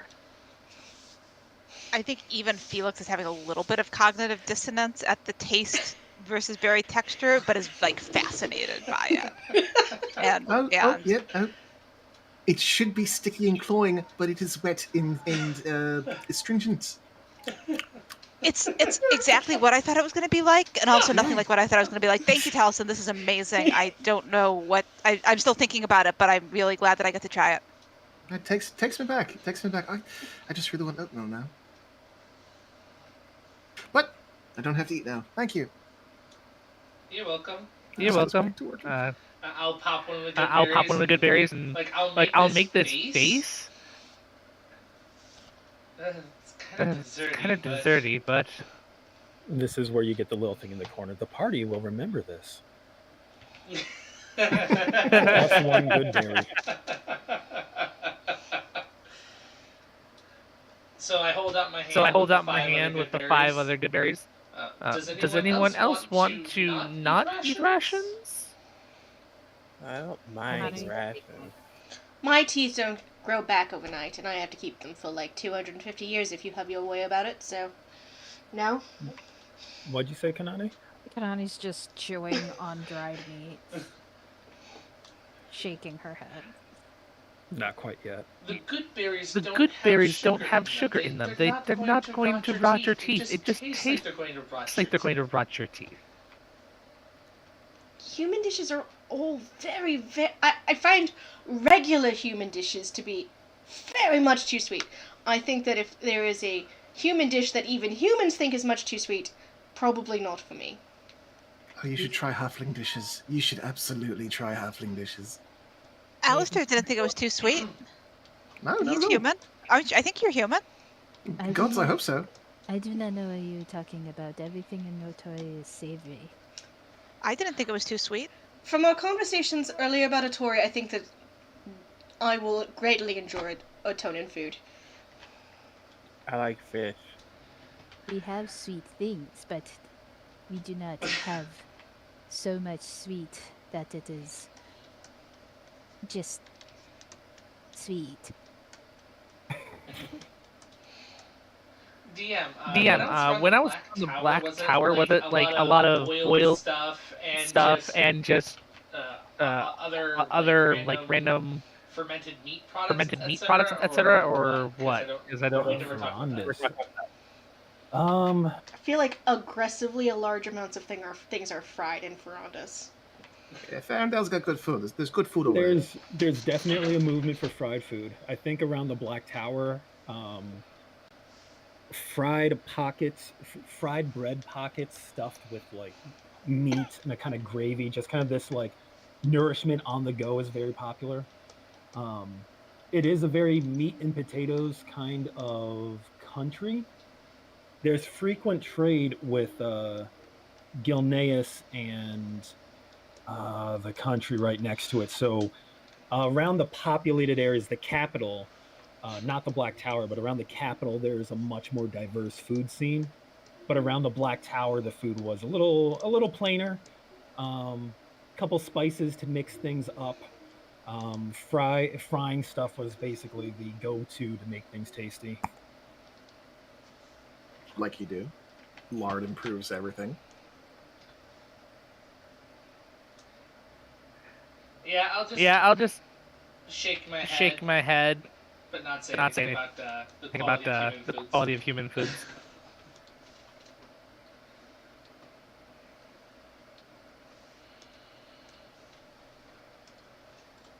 Felix has insisted that they don't think it's too sweet, but has no commentary on whether they are also human or not. I think it's just sweet enough. Faye is probably worried that it will awaken a hunger in her. and she wants to keep her teeth. Actually, no, I prefer my desserts tart.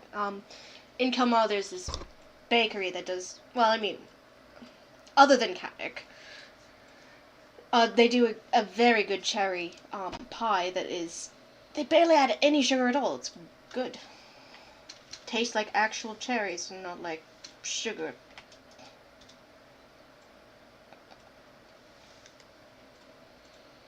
It was the bakery we went to for my birthday. Mm-hmm. Oh, they did have good little tarts. When was your birthday? God. A couple weeks ago? 3 weeks ago? Yeah. That was a fun night. It was a good night. Happy birthday. Oh, thank you. And a little bit. But happy this too.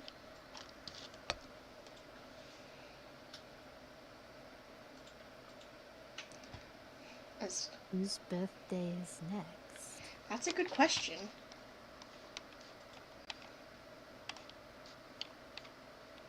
As the party ponders this over dinner, time ticks past. Sun is setting. Alistair's rapidly running out of light. He's gonna he's gonna use magical tinkering to make some stones, some little pebbles just glow with a bright 5, dim 5 radius, and affix them to the glasses of disguise. He's not gonna tune to them, he's just gonna wear them over his nose and use them like sight finders. It's getting to the point that all the party notices Alistair's been hard at work for like 6 hours. That seems normal. This is normal. That's just what he does.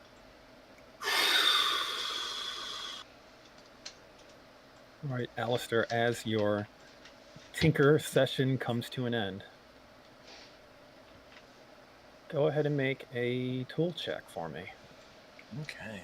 Use jeweler's tools for this one. Should I use Dex or Int? I will say int because you are, at this stage in your project, you are crafting the runic inscriptions to carry instructions across it. Okay. Making my check. That wasn't a 1. 1 second, gotta do some quick maths.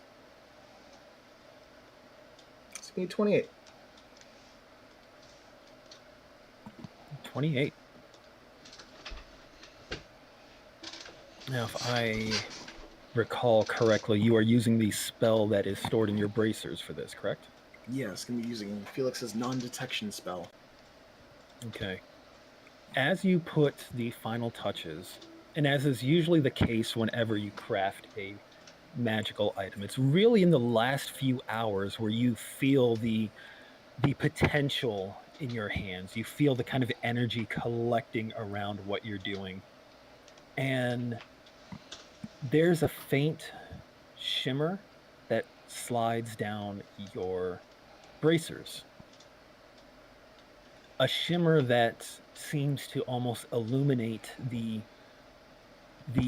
script work, the scroll work beneath and behind the engravings. As mentioned before, they were just barely visible, almost as though they were obscured by the engravings. But now, as you finish your project, they seem to be lit up with these little shimmers that seem to shift down from your elbows towards your wrists. And as you finish the scroll work, there's one more shimmer from your bracers that reaches your wrists, goes out, and then the scroll work on your ring suddenly lights up briefly, a brief little flicker of light and magic, and you feel that potential kind of suddenly condense in your hand, suddenly like it's sucked into a single point. And you feel the warmth in your hands of a freshly created magical item. All right. So Alistair holds onto this little ring, and it's a silver ring shaped like a fox holding its own tail. There's a round amethyst faceted into the fox's back, and each of its eyes has a tiny, round, carved yellow aetherstone. And as he holds it up, he looks it over, and to no one in particular, he speaks.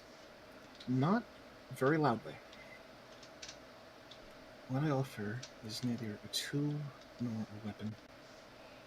Though it doesn't build or slay or block arrows, its value should not be discounted.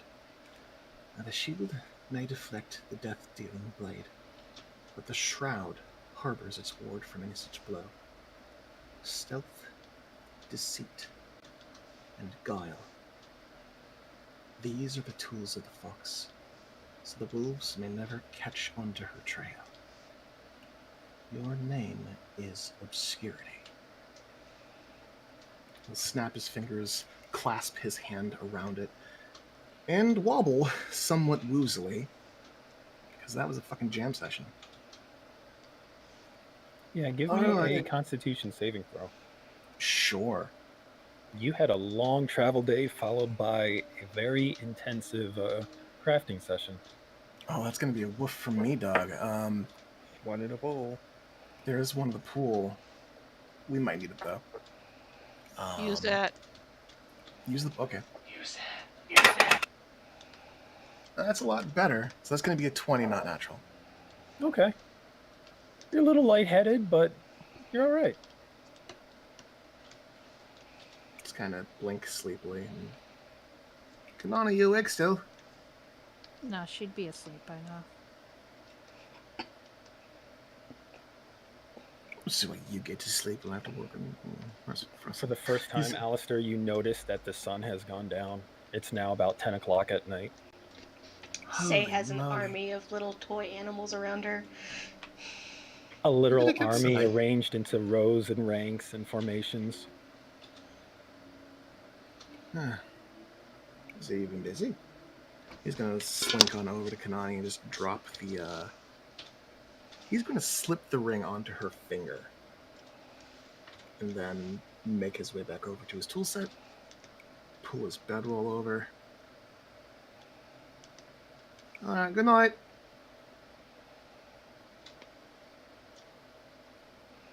Nice toy soldiers, by the way. Thank you. These You're ones welcome. are bunnies and they hop.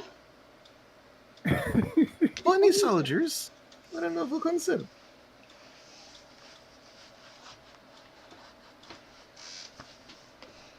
I don't know bunnies to be particularly good at defending their burrows. They usually just running.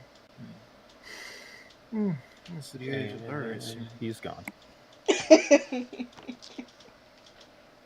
All right, is there anything anyone else would like to do as the night draws to a close? No. Nope, I'm good. Nope, I'm good. All right. Say and Taliesin take up their shifts. The night progresses. Occasionally you hear... Actually, you hear occasional rustles in the distance. An occasional hoot of an owl. It feels peaceful up here. It doesn't have the quite feel as when you were camping out in the forest. There's a sense of vastness around you, but a sense of isolation at the same time. It's hard to describe, but it's not unpleasant. You don't see any patrols overnight. There's no one lurking in the valley to accost your party. And eventually the sun begins to rise. And the party stirs as you all wake up on a new day. Mish, I'm gonna subtract a gold piece. Can I have made 20 little animals? Sure. I'm literally just gonna give them all away, but... Oh. Are they all bunnies, or are there different No, kinds? there's different kinds, and I think that Say goes to bed, and she's just got like this display of animals next to her bedroll. There's several bunnies. Delightful. Is the storm does it still look the same when we wake up in the morning? Same location, same intensity, same everything? From where you are, you No one can't even tells. see Okay. it. It is far behind you. Oh.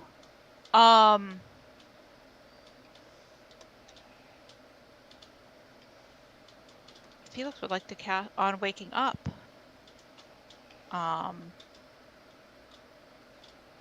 Just experimentally, would like to cast sending. All right. This is fine to Faravex. Okay. Totally fine. What could be finer? Just little third level. Nothing fancy. He's like a mile away. See if it works. Doesn't matter. I mean, that part may matter, but anything may matter, but yeah.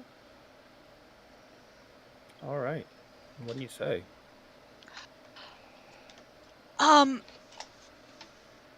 I need to get my word counter up. That's not what Felix says. That's what Hannah says. No.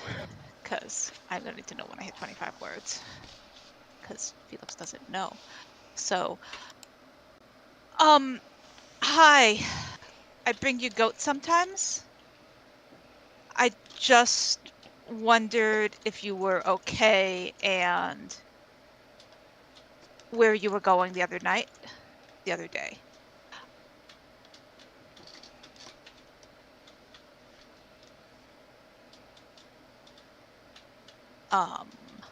Nope, Felix would say that. And then Felix out loud would continue saying, like, I hope everything's okay and you're okay and that wasn't some other dragon that Alistair saw, etc., etc. Felix would keep going for a couple minutes, not a couple minutes, but like a minute, but that is what Fairfax. If Fairfax gets anything, that is the 25 words. Okay. Felix, I need you to roll nothing because this goes through without any challenge. Which Felix wasn't actually expecting. So as this happens, like Felix, constantly cheerful, optimistic, no worries Felix, has an expression that is a tiny bit like, oh shit, under the complete delighted awe. Yeah, you like felt 98% delighted awe to 2% you oh shit. anticipated that arcane barrier to kind of force your will through. You kind of like set yourself up to push, and then you just kind of pitched forward as you realized there was no resistance. Exactly. Metaphorically speaking. The response that you get,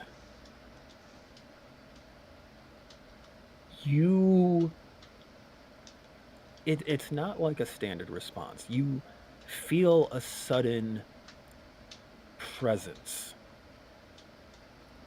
And you very much recognize this presence. You feel it whenever you're around Faravax. Just this immensity. You feel it in your mind, and you know that you've established a connection with this dragon.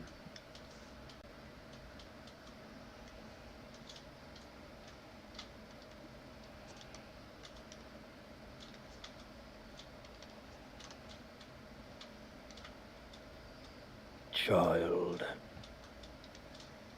I do not like to be woken this early. And you feel the presence fade. Okay.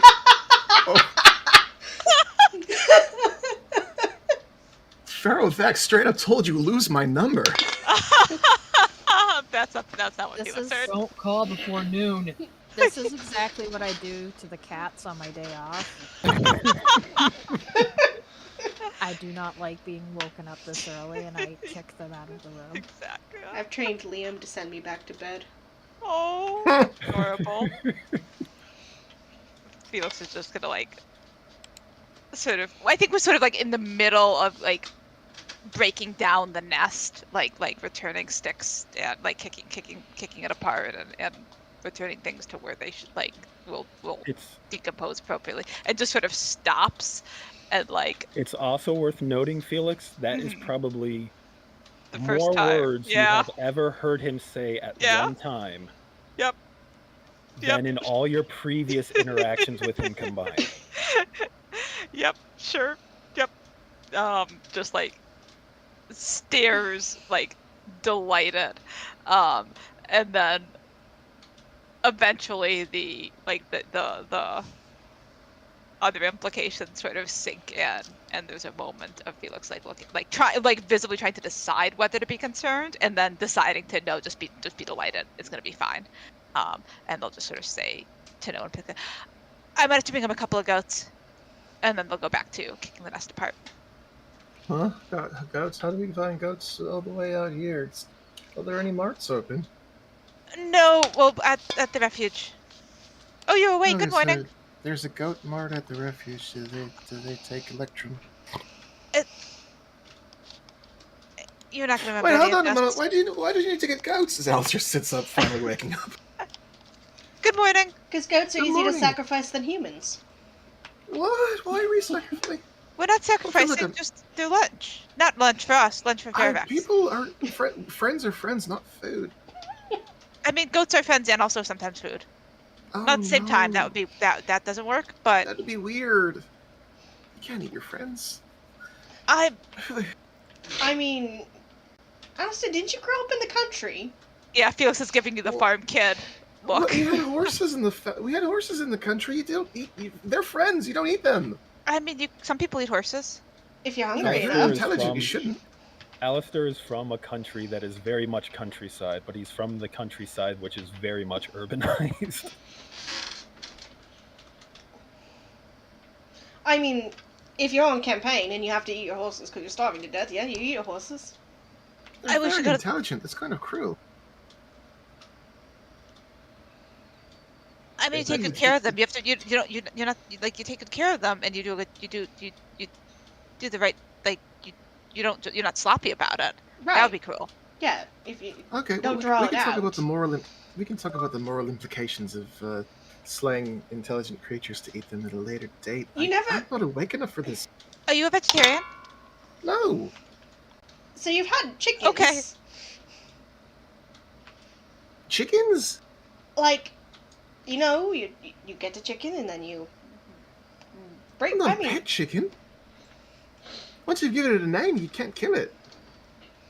Why? Try me. Okay, I roll my bedroll. I start putting my armor on. I touch my boots and they begin to glow with a faint orange energy, vibrating ever so slightly with a faint blur as I infuse them with Boots of the Winding Path. Is this just another Mareki thing? Say is whispering to It's just another Mareki Felix. thing. I mean, maybe he's. Maybe he's just never raised livestock before. I mean, it's okay. He doesn't have to have. Chickens are really funny though. They are hilarious. I used to spend a lot of my punishment time in the kitchens.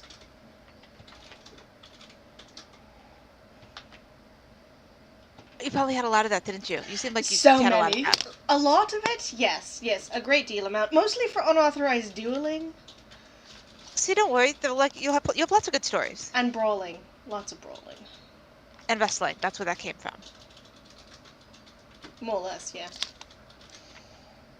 Should we wake everybody else up? Or should we not? Nope, I've woken enough people up this morning. I should have learned better than that.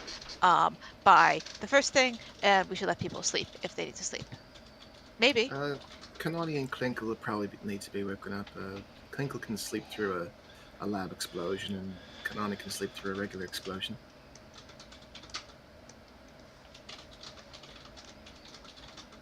Felix is going to sit down and start ritual casting augury on the wisdom of waking up Kanani and Klinkle. Taliesin is going to gently request the necklace of messaging. Yeah, go. You can have it. I'll hand it over.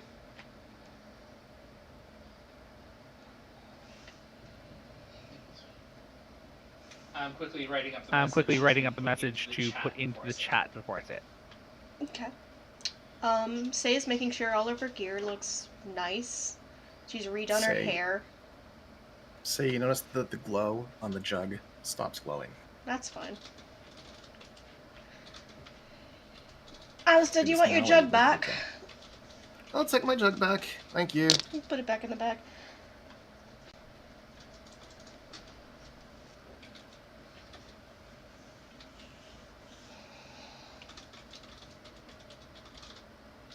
Okay, so Felix, you cast augury and toss your sticks to decide if it's a good idea to wake up your party. Correct. Specifically Kanade and Klinkle. I don't know if Jaeger's already awake, but I am less concerned about the implications of waking him up if not, for some reason. You know that Jaeger, he's not a hard sleeper, but he will sleep just until like the 8 hours if you let him. He won't wake up early without a reason. That's fair. You know it's kind of strange when you're not afraid to wake the Goliath, but the opponent frightens you. I mean, Clink will randomly make random quiet noises in her sleep, so like maybe that's the off-putting part. Sometimes those noises are explosions. Sometimes those noises are very faint rock calls. Sometimes they're just super cheerful children laughing.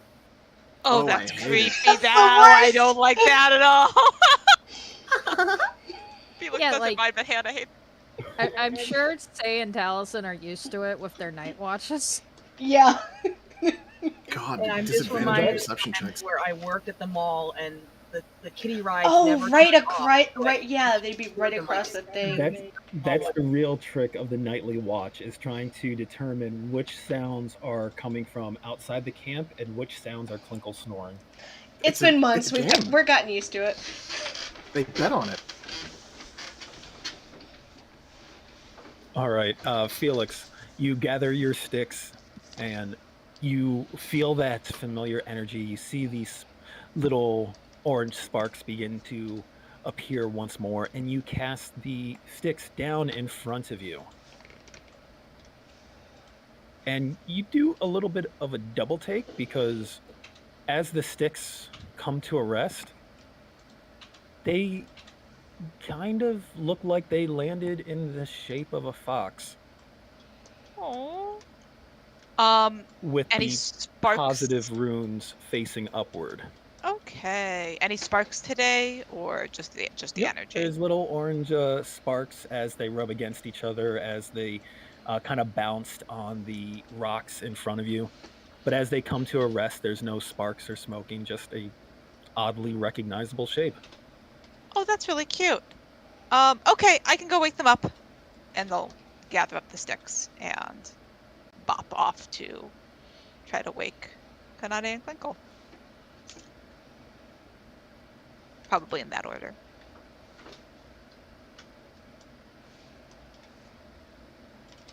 All right, Kanane and Klinkle, how hard are you sleeping in this morning? She kind of went to sleep early-ish the night before, so... And then there was a lot of talking happening, so Kanane's definitely in that state of half awake, where she's just laying there with her eyes closed, kind of asleep, but not quite awake yet. Kanane's being visited by the sleep paralysis demon. Oh no, that was me the other night. Anyway, so, yeah, she's not the sleep paralysis demon. It's more like you're awake, but your eyes are still closed. Like, you could drift back off to sleep if you really wanted to, or you could get up. Does my passive perception of 19 pick up the cool new ring as I as Felix peeks in to It's try a to pretty ring. decide whether to wake up, how to best approach this? It's not hidden. It's a new piece of jewelry. Yeah, like Alistair took the hand that was free and stuck it on it while she was sleeping, and she's such a heavy sleeper it didn't even bother her. Probably just stuck it on like the forefinger, not knowing where to put it. Sure, Oh, put it on this one. This one works. oh, where'd you get that? I don't want to accidentally propose to the fox girl. That is the one finger he knows not to put the ring on.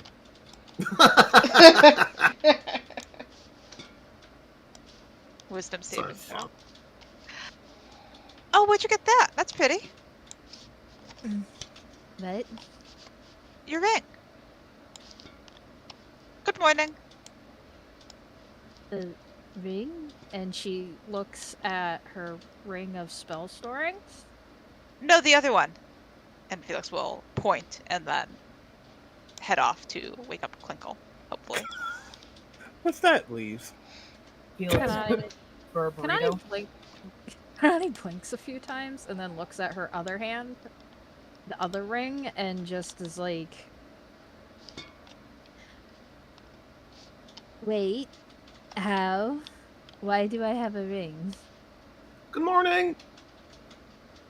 I like to think that there's a brief moment where Konane wonders if she magicked one in the middle of the night without realizing it.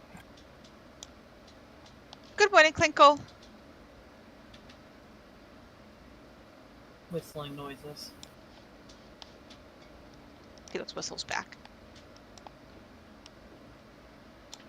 I actually don't know if that would wake up Clint because no one's ever whistled back. oh my gosh. Clinkle wakes up out of sheer surprise.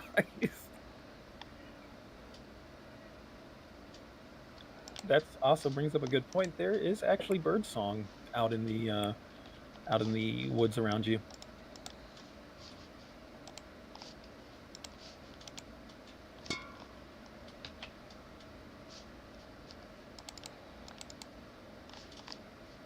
So, But who put a ring on my finger? It's very pretty, but is this a joke? Alistair's still packing up things, looks over in her direction. Oh, you were sleeping, so I slipped it on. That's the MacGuffin. You'll need to spend about an hour to attune to it. But if the magic holds, and the magic will hold, it should make you effectively immune to all forms of divination magic. That's the type of magic that they use to track you. They being the Vanir hunting monks. And really just about anyone else who would attempt to possibly scry or perform other similar divination-based spells on you. Do you want to try it? We could try it. In an hour. Clinkle might be awake by then. Maybe. Connie's still, like, waking up and is just, like, looking at the ring, looking it over, admiring how pretty it is and that it's a fox. And she eventually gets up and she meanders over to Alistair. Oh, could you hold this? I kind of like shove my bedroll onto her. I gotta fit it back in the bag and I could use a second set of hands if you don't mind holding that just so. Okay. Thank you. Just opens up the bag of holding and has her shuffle it into it. Oh, there we go. Wonderful. Almost packed up and ready to go. Can I hug you?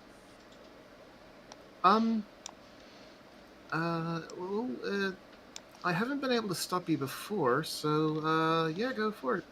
Well, I am asking because it is more polite to ask than to just do it. Okay. Sure. Kind of opens his arms up. Yeah, she gives him a hug and she hugs him really tight. Oh, gosh, yeah, you're certainly welcome. Thank you. That too. And she lets him go, dusts his shoulders, ruffles his hair, and moves over to Felix. Who is still trying to, like, I think has at this point. Is Clinkle still asleep? Or do The we think bird we'll slowly burrito more? has become rounder, and there's a little bit of shuffling.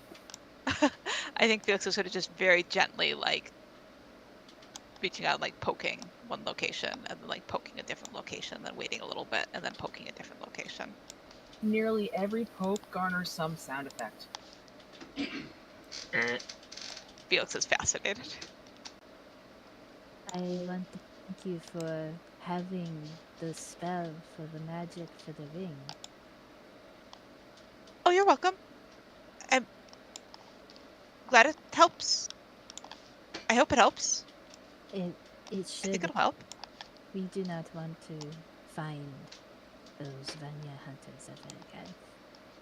And you don't want them to find you, so that should help with that. No, I'm just glad to be useful. That's what I'm here for. And she looks at Clinkle. She looks at Felix poking Clinkle, and she looks back at Clinkle, and she moves over, and she grabs Clinkle by the beak, holds her palm over her nostrils. Clinkle, you need to wake up. Oh, that doesn't seem like a very fun way to wake up. I am her friend. I can do this. Clinkle makes a sound. Please don't do that to me if we're friends. I don't know if we're friends yet. The ends tight. She has a mouth. She can breathe. Come on, Clinkle, wake up. I was gonna say she's making that sound through her mouth. She gently starts shaking Clinkle's head by the beak. Jeez. Clinkle, come on, wake up. Clinkle. Clinkle. After several more shakes and pokes and various sounds of frustration and annoyance. The Kanani shakes Clinkle to the point that the blanket falls off of her face, and crow of judgment expression. Oh, look, you're awake. Good job. And she pats her on the head.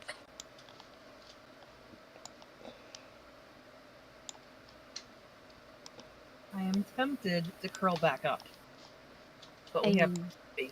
Yes. If you want, Emmett can carry you if you want to bundle up. I mean, it's not a very smooth ride, but I've seen you in an airship, and you kind of have this whole stabilization thing with your head. I think you could maybe stabilize yourself if he's carrying you. Clinkle's just picturing like a hammock sling off Emmett. Not right now. Not in mountainous terrain. Fair enough. I know Featherfall's a reaction, but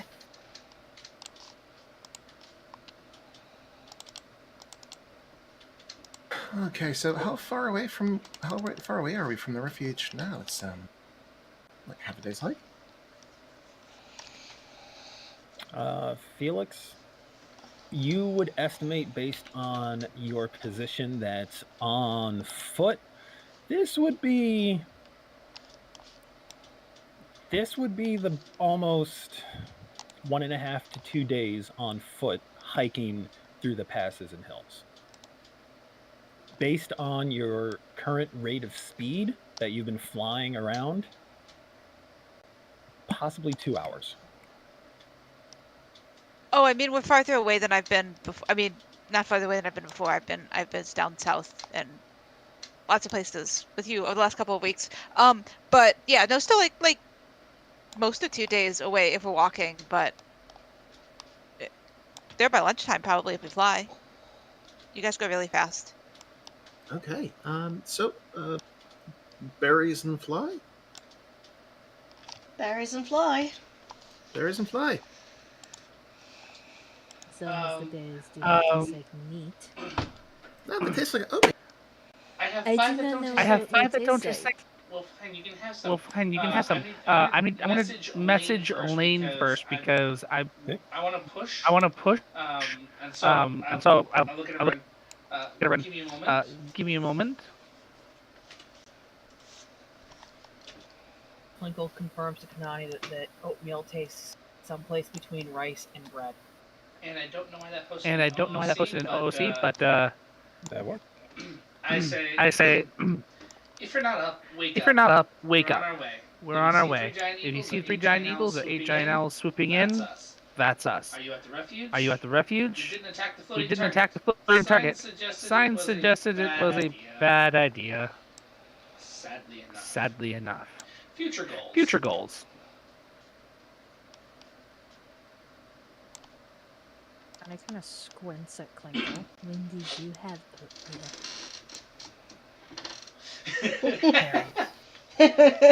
Berries. Oh, you ate the berry. You traitor. So then there are only So then four there are only berries. 4 berries. Felix will take another berry and like the same, like maybe even more so, like the sort of, you know, like when you give a dog something they're not sure if they like, and there's like that really exaggerated chewing and thinking really hard about it. That's what Felix is doing. Personally, I'm trying to remember if like birds can even taste sweet, and I'm like, does Plinkle know that it's sweet? Or just I think birds just can't taste spicy. There's 4 berries left? 3 berries? I'm taking one. 4. Alistair's gonna 4. swoop in and grab a berry. So I will stick So, with jerky. Thank you. I will have one of them. I will have one of them. So leaves How is one it left. So leaves highest 1 order? left. And Jaeger snatches it from his hand. I will consume the final berry. All right. And I'm Team All right. Jerky. All right, Team Jerky versus Team Barry. I'm sorry that you picked the wrong team, but you are entitled to your completely incorrect opinion.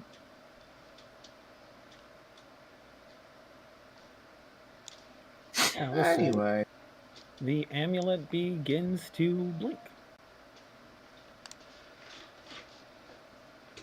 All right. All right. Push the button. I push the button. All right. And a voice comes through. The idiot is sleeping, but this town is waking. We are meeting with the leader this morning. It is a tense situation, but not unpleasant. I'll send word to the guards, but everyone is a bit on edge. Try not to be too disruptive.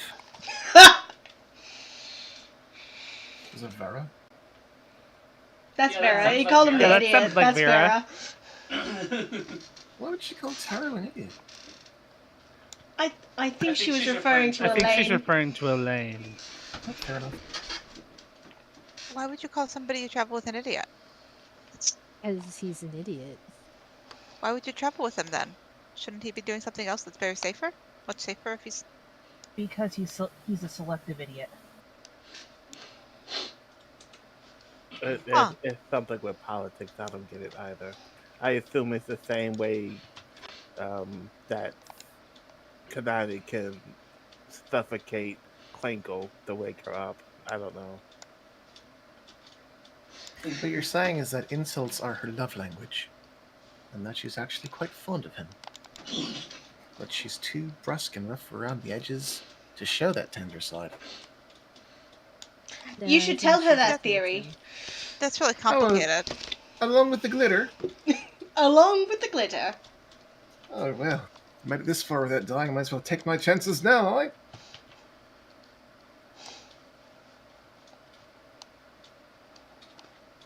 I mean, Taro said that she does enjoy purple glitter. I mean, what danger could there be? Well, good thing I got some new boots to run away if I need to. Oof, I feel like Taliesin should roll an insight check for that one.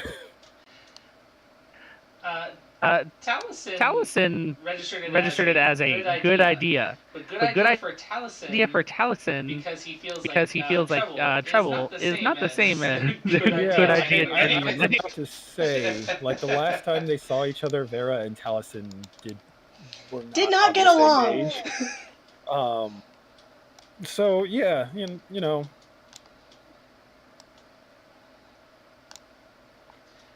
Oh yeah, no, I I remember they weren't on the same page. It'd be hard to forget that. Fair enough. All right. You have your breakfast, whether it's rations or oatmeal berries. That's better than meat berries. Gather up, pack up your camp, and is there anything you'd like to do before you set off? Felix is all set. Jaeger's good to go. Just as a thought, maybe we should land before we get to town and walk into town rather than land in the middle of town. Makes sense. Don't want to spook the locals. I don't want to be too far out because speed is of the essence, but I mean... Right, but I mean, yeah, they just did get raided, so maybe err on the side of caution. No sudden moves. Yeah? Seems more polite that way, yeah. Yeah. We did just give them advance notice. And that advance notice just warned us that they were very jumpy and the situation was tense, so maybe we don't exasperate that. Fine. We'll make a beeline and then we'll decide to just... Right outside the city walls, yeah? The city has walls, right? There are. I look over at Felix. Tooth, nail, whatever you do, and I hold out my hand. Felix will pops out the same canine tooth that they took out yesterday and places it into Talison's hand. I mean, if you'd rather have a fingernail, I could do that tomorrow. But this, like that I don't have a fingernail, and that's weird. That feels weird. No, that's fine. No, said while like clearly worrying this tooth socket with their tongue. I don't understand how this works. It seems like it's a part of your body, and I don't know. Pull out teeth. I don't know what else you would pull out. I don't know what else you would pull out. But when we're close, let me know. I'll get the eagles to fly lower. We're going to push them hard to get there faster. Okay. I'll try to think about a good place to land. I nod. Could you ask them not to eat the goats? Like, we could probably feed them a goat if they want the goats, but they shouldn't just like eat just any goat. If you can ask them to please not just like start hunting until we tell them where to hunt. That would be good. The giant eagles that we're going to use for an hour? Felix nods. The moment that we land, I'll dismiss them back. We won't have to worry about that. They're going to be carrying us, and we should be fine. But I will make sure to be very vigilant to dismiss them as fast as possible if we happen to land earlier than the spell runs out. Because Bergamot will be happy to see me, and I just don't want him to get eaten by an eagle. So thank you. Okay. And I will look around at everyone. Everyone ready to go? Yeah. Yeah. Yes. All right. I drop my fifth level on conjure animals to summon in 4 giant eagles to carry the 8 of us. Okay. And you are pushing them at a dash, correct? Yep, pushing them at full dash. Okay. So you push them at full dash. Everyone takes off to the sky. As you head towards the refuge at a pretty fast pace, you see the terrain below you, and Felix, all this now looks very familiar to you, although you've never really seen it from above before. The valleys kind of widen out, and there are multiple grassy steps in the mountainside, and you can see more and more animals down below kind of scattered about. You see some goats scattered about the mountains. A little further on, you start to see what look to be sheep, kind of herds of sheep down in some of the grassier areas. They look to be kind of disrupted, kind of keeping together, but also there are clumps kind of standing apart. No self-respecting shepherd would, allow this to happen, but it seems a little scattered. And as you fly, you see coming up in the distance uh, a mountain peak where there seems to be a large jagged crack in the side facing the west, facing the direction you are coming from. And as you get closer, you can see that in the base of this crack, there does seem to be a nestled settlement, kind of nestled in the base of this crack on this grassy step overlooking this rocky path that leads down into some of the lower valleys, jagged outcroppings of rocks kind of jutting out of the landscape here and there. It's it's interesting that at such a high elevation there's such a kind of almost so intriguing diversity of biomes here. But you see the refuge ahead of you as you approach. So you can see as you get closer and closer and kind of drifting lower and lower, approaching the valley, you do have the opportunity to approach on foot. And And Felix will sort of be passing, like you're getting closer. You're this far away. Estimates to Taliesin as we approach. Okay. as Okay. good. Once we're like at a decent walking range, as long as the eagles are up, then that's when I will communicate to the eagles to bring us down for a landing. As you come down to a landing, you see there's a few thin streams of smoke coming up from chimneys in the town. Not very many, just here and there. And you see there's movement outside of the walls. Outside of the walls there are a mixed number of creatures. Some of them at first glance seem to be dire wolves, but as you get closer and come in for your landing, you realize these are not dire wolves. They're built differently. You've seen these before, bulkier around the shoulders, longer in the neck, almost like a cross between a dire wolf and a hyena. You see sometimes riding them, sometimes walking beside them, humanoids, large humanoids of a scale closer to Jaeger than most of you, with skin the color of blues and grays kind of dappled together, wearing leathers and hides as they move about, some of whom are standing in front of the open gates to the refuge.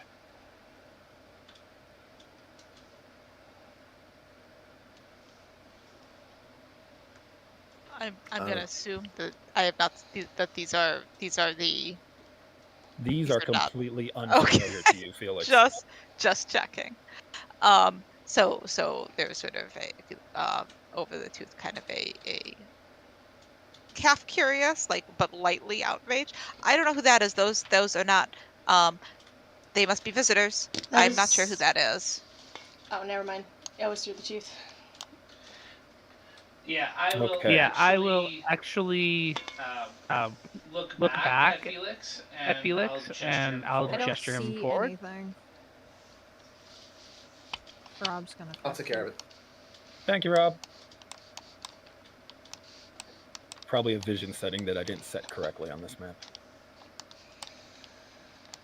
There we go. But So Taliesin does look look back at Felix after back they at set Felix that into after his they set mind, that into his mind, and he will motion them to come up and and lead. lead.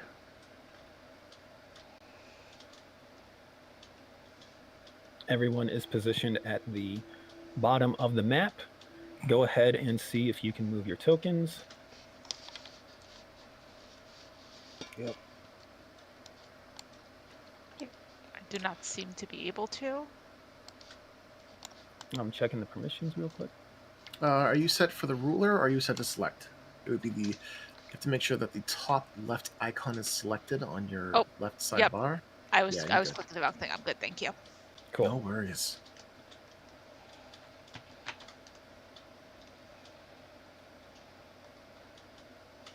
All right. Kanani's token should be updated now. Should not happen again.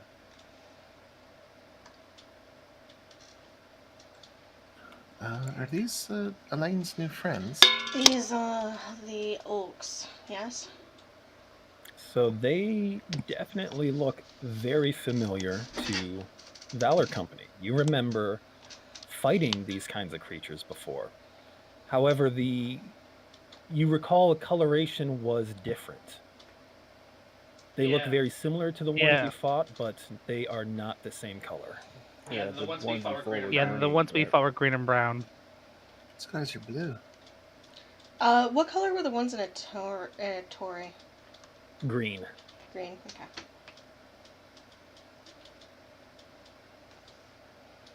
Right. Do we have the amulet prime? Could we perhaps? Should we go for? I'll just grab the amulet and say, "We're here at the front gate. Your friends are guarding." And you see a bunch of them are all looking in your direction, and two of the groups on either side of the gate have kind of slowly started to move together. Are they drawing weapons? A couple of them have spears in hand, but they are watching you more warily than aggressively. So, say you just send that message? Yep, that's literally. I don't use all the words. It's just, yo, Alrighty. I'm outside. Text. Buzz me in. You get a response very quickly. Ah, good. All right. Excellent. Yes. Come on in. Come on in, he says, as though there isn't an entourage of blue-skinned giants armed to the teeth riding on giant hell beasts. Well, when this is the situation, we just walk in like we own the place. All right. Fake it till you make it, right? I live here. And Felix lives here, so. I'm flanking Felix. One of them's coming this way. One of them is indeed guiding one of these wolf-like creatures in your direction. Emmett, come make me look bigger and more imposing, please. Thank you. Just as a note, the giant eagles were dismissed to fly off and then vanish in a shower of leaves. Thank you. Thank you, Eagles. Thank you, Taliesin. DM, is this path here, is this a path or is this like a slope? Slope. Slope. Oh, I will remove myself from the slope then. Thank you. The rider kind of comes to a stop and rests there, one hand holding his spear kind of close to his chest, but as you approach, he holds up his other hand in a stopping motion and says something in a guttural language that you don't understand. Jaeger, did you catch that? Looking, nope, if it's not common or giant. So that's not giant. We've already approved our entrance with Elaine. Please let us by. Felix is minimal fucking around, is going to cast tongues on themselves. Oh! Nice. Nice. Hi, I live here. Does your cloak give you the ability Who to are you? understand I'm Felix.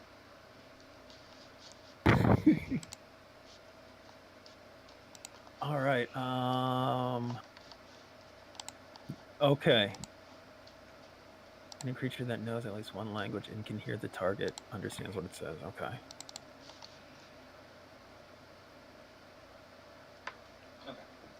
Okay. He looks over at you, Felix, and he speaks again in this guttural language. But Felix, you understand him. We have been told to wait. Identify yourselves.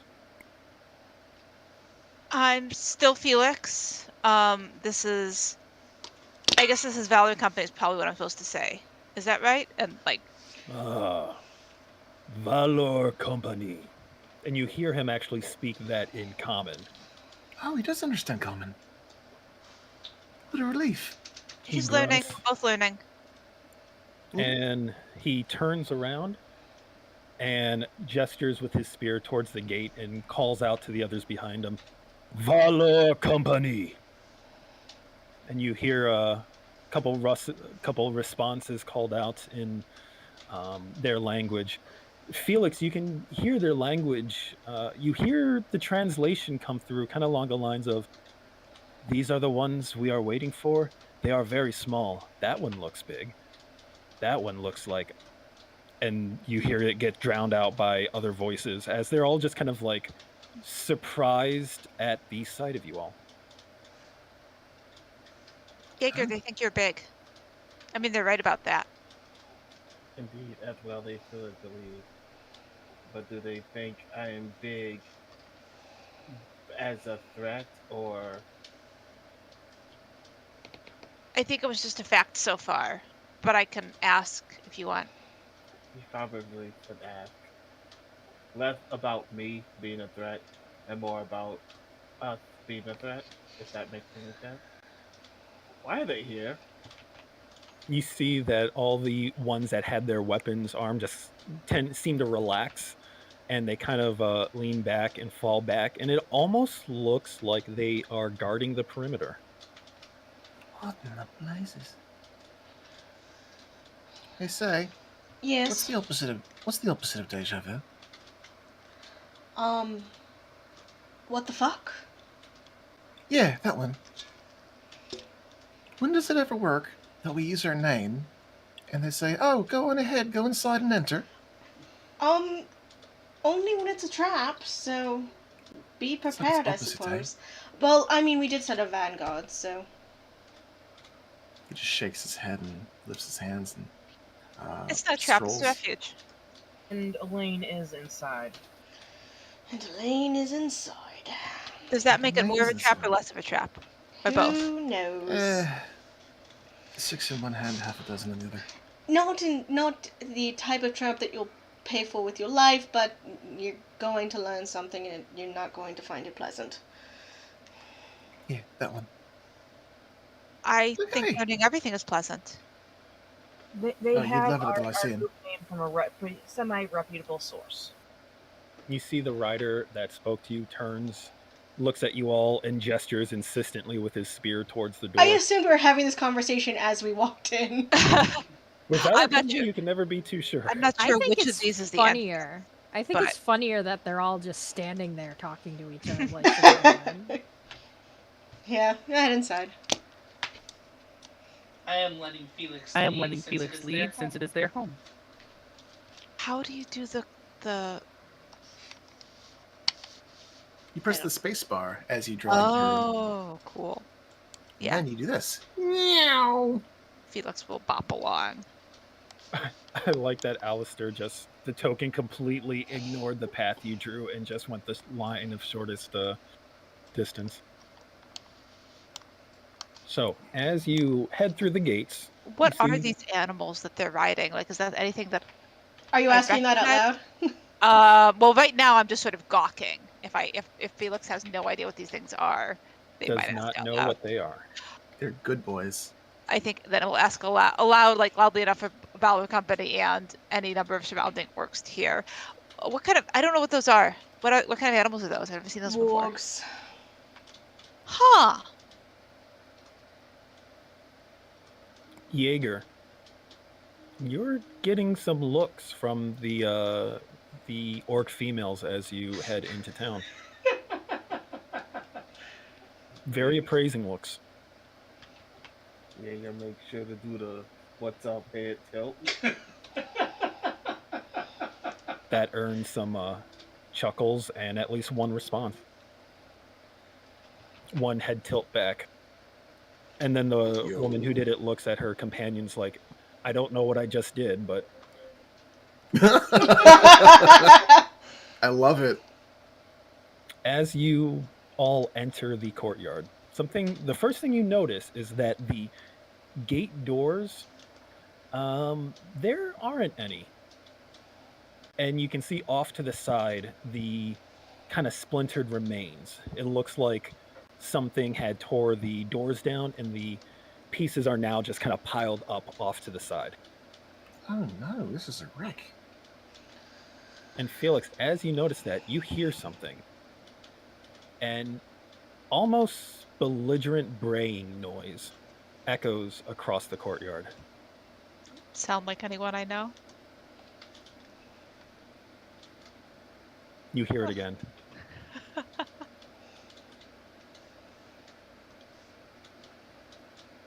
I'm looking for Bergamot because I'm assuming that is he up? You know. I do look up. You do look up and you see on top of the building, directly across from the opening, is a goat staring back down at you and shifting Hey! from side to side. Hi. What are you doing up there? I mean, I guess I'll try to climb up and join him. As you go to climb up, you see he's already starting to make his way down. And when he gets to the edge, he kind of looks down. There's no stairs. It just looks like a wall. There's a couple ledges, and Bergamot does not care.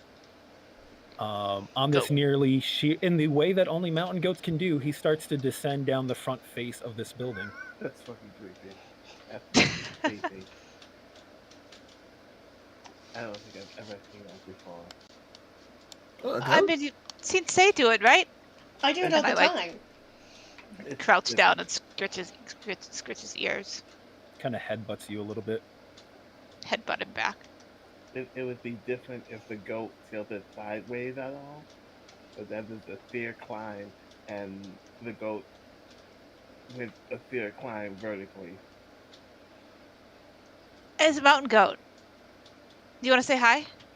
I want to say hi. And Kanani walks past Jaeger. That seems like a demon.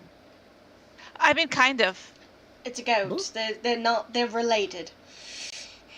Felix nods enthusiastically. He paws at the ground as everyone starts to approach and kind of like plants his hooves. I am not approaching. No. I know goats. I am giving that goat a wide berth. I have George out at this point, I'm sure. But yeah, no, I'm not gonna fuck with the goat.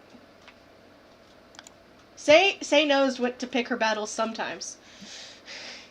So who will be the first to approach the goat? Konami looks like she's... I think Onana is on Team Goat.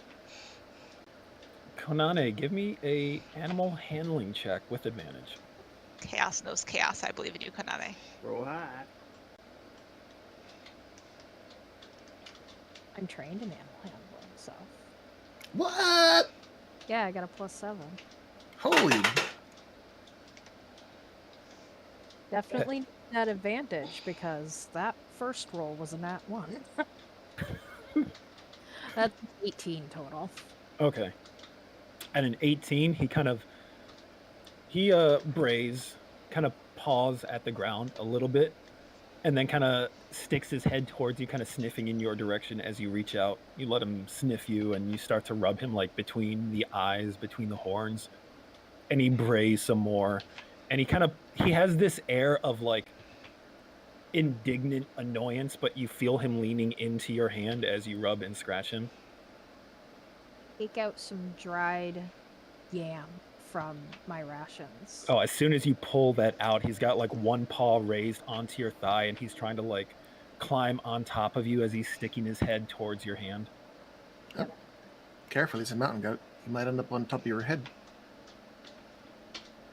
He is just excited for a treat. He really is. You're good. You're this. So this is Bergamot, and Bergamot, this is Kanane. Yams. You don't want to save those for your friend who's not a goat? Oh, he hates them. Huh. Bergamot most assuredly does not hate them, and will, as soon as he plucks it from Kanane's hand, he'll withdraw back and kind of lean against Felix and begin to munch on it. Kind of wrap my arms around his like one arm around his neck and one arm around his arms, give him a hug, and then I let go because he's a goat and he probably doesn't want to be restrained. There's a muffled sound behind his chewing, but he doesn't stop. So he's okay, so that's good. That's really good. Yeah. He was one of my friends. He's a good friend. Good friend to have. He's a very good friend. You might say he's a friend in a high place. I mean, not right now, but probably again soon. He likes to get on roofs. Yeah. So that's one friend secured. Where's the rest of? He's looking up and down the road. We look for leadership and we'll find them, I'm sure. Vera said they were meeting with the leader. Oh, right, caves. Hidey hole. Bolt hole? Yeah, storehouse. You also know, Felix, that the Shepherd Drummond also lives at the heart of the refuge, at the top of the hill here. Oh, like back here against the... That building up there is kind of where he resides, where some of the old records of the city. Occasionally there are performances put on in that space. So we have to keep going up. Not up like Bergamot was. Up like, and we'll like point up the hill. Oh, lead the way. And I will stand up and I think fish a carrot piece, like I don't like a little The baggie moment of you carrots or produce something. anything passingly resembling food, you have Bergamot's attention. Do you have any of those oatmeal berries left? I guess not. Currently, no. But okay. I just pull out my wand and do a quick flick and have more in my hand, and I'll hand two over since it's a goat. Hold one out on a flat palm and see if he likes it. He doesn't even stop to like sniff it. He just kind of licks one into his mouth and chews on it and swallows and goes to eat the other one and pauses and draws his head back, kind of cocks his head and stares at it. You have never known Bergamot to feel full, but he seems to be rethinking. He seems full. Oh, that's weird. Even the goat doesn't like your berries. He kind of nudges the other one with his nose and cocks his head to stare at it. He doesn't quite comprehend what just happened. We'll save it for later. I'm sure he'll be hungry again in a little bit. Wow, that's magic. That's good magic. Wow. Okay. There's a little inquisitive bleat. Offer it to him again. He pokes it with his nose but doesn't eat it. That's all right. There's more goats. Or we'll save this one for you. The other goats can have other things. Okay. Let's see where everybody else is. I guess I'm like looking around. Is there any other sign of anyone moving around up here, or is it too quiet here? You get mixed impressions. You do hear voices from further up in the city. Some of the doors on this level seem to be broken in. It's quiet down here, but it's also early, and you do hear voices further up the hill. Okay, let's go.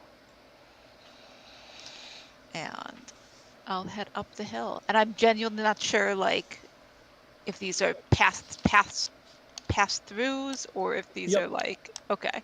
Yep, those are all kind of like they look like stairs here, but I like to imagine that they're kind of like paved ramps almost. Cool. Since that would make it easier to bring everything up. So as you round this first corner,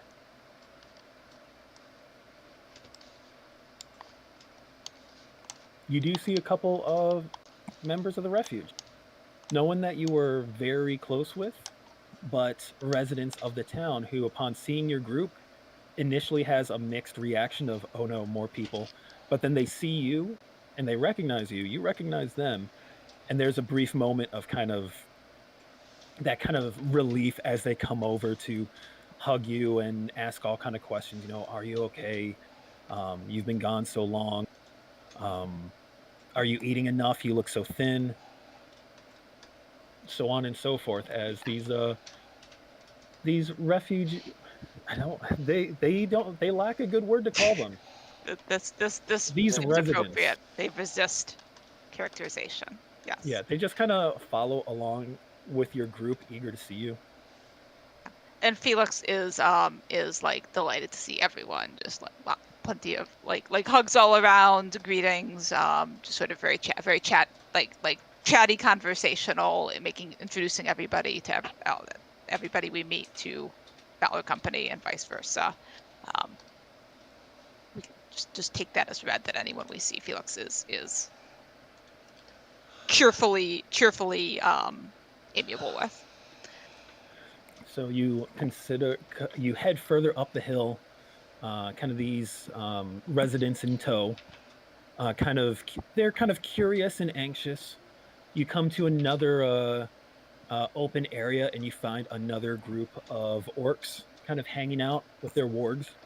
And they see you all approach, and there's a moment where they tense up, but then they kind of relax.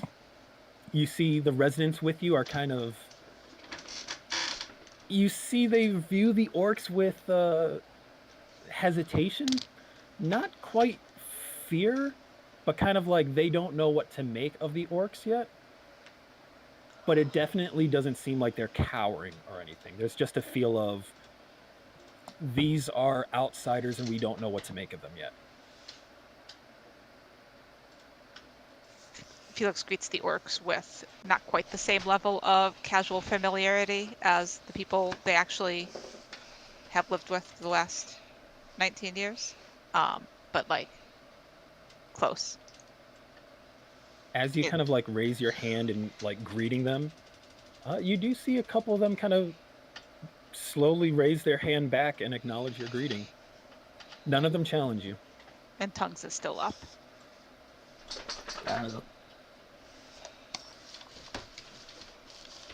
As you walk by, you hear them muttering to one another along the lines of, these are strange humans. I'm not sure where they came from. Did they come from below? Did they let them in at the gate? Oh, these must be the visitors. These are the ones the others are waiting for. What is this off to the right?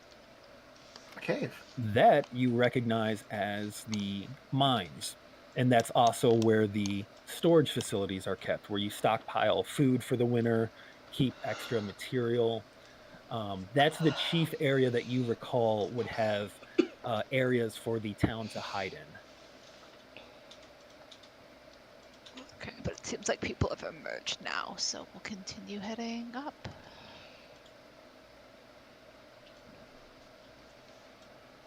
You emerge from the alleyway into another group of orcs, and you see further on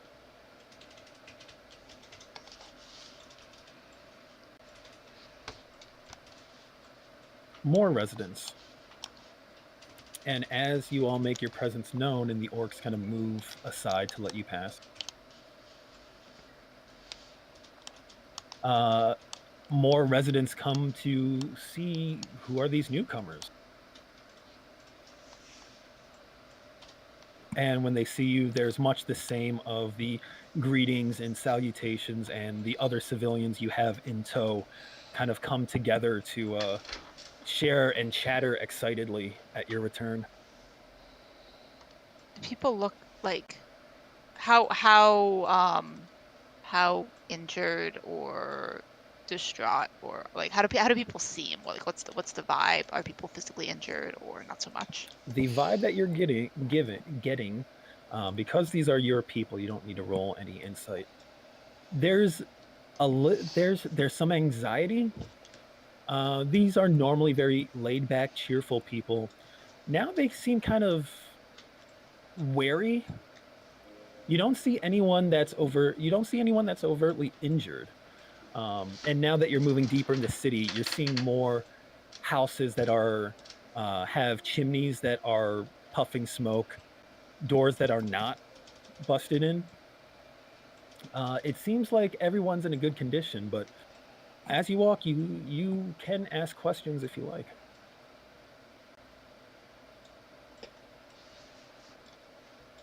I think Felix is mostly just sort of chattering with this group until we get to somebody. I know. So far these are all residents of the village. People you recognize, not people you were very close with, but once in a while you recognize someone whose house you stayed at some point. But they all seem okay. And they're also out and about and watching the orcs warily but not hiding from them.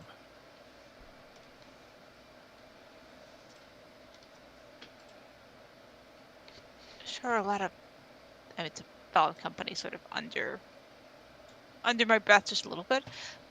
There's sure a lot of, like, there's a lot of people who I don't remember being here. Well, if it's a refuge, people might be fleeing. Various ports there have been fallen to ruin. Kierfell, that's just north of here. No, I meant the ones who, like, at the gates, one with the orcs. Oh, the things. orcs, Like those, yeah. There's a lot of them. There's a lot of them. I mean, it's okay. Like it's like you said, people people are allowed to come, and that's fine. They're just a little different than usually people come because they want to visit. They don't like ride around looking armed. Usually not that so much. I assume they are trying to do their best to protect the refuge.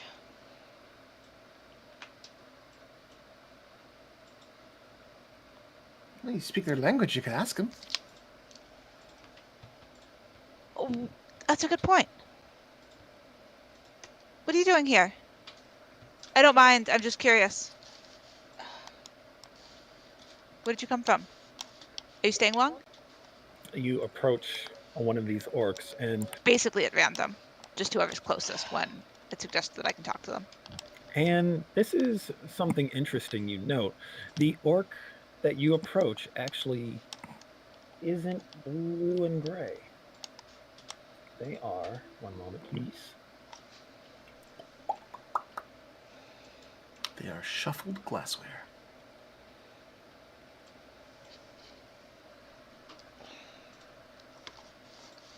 Okay, they are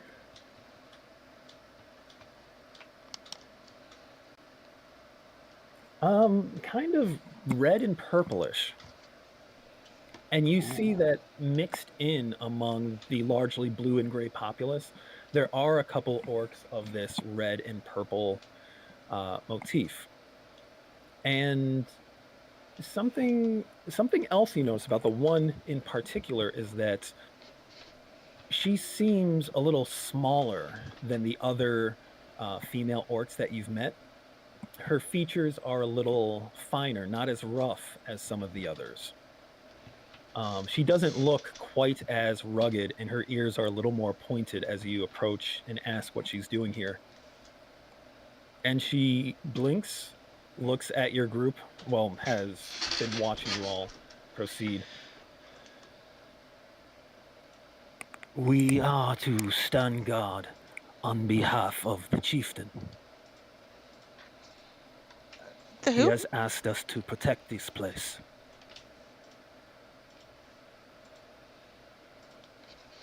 Elaine's new friend.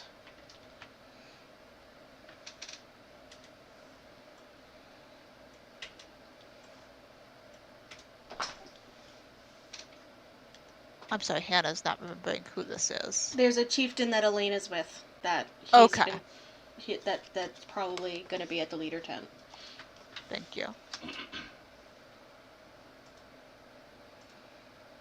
Okay, thank you. I think protecting it from what exactly? You see, she kind of makes a face. Hobgoblins, and she spits off to the side.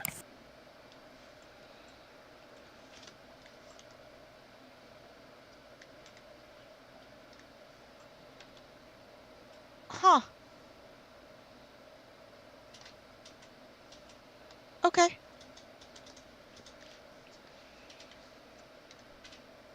Look toward Felix. Good chat?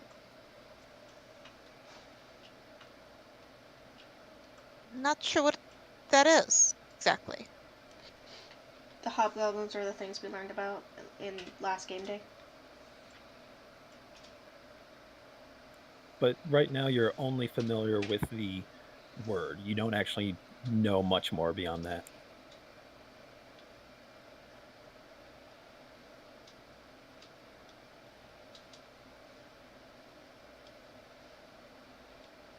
And you head deeper into the city? Yep. All right. Run into more civilians more residents that are eager to greet you. You get to the last wide ramp leading up to the little cliff where the shepherd's house is located. And you see a kind of a larger collection of people.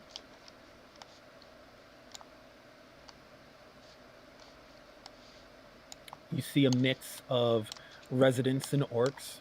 Some of the residents up here, you see them dressed in kind of the hides of rangers. Some of the outriders for the refuge who kind of do tracking and hunting down in the lowlands, actually training with weapons. You see more orcs. They seem to be. It seems like the two groups of people are trying to communicate with each other.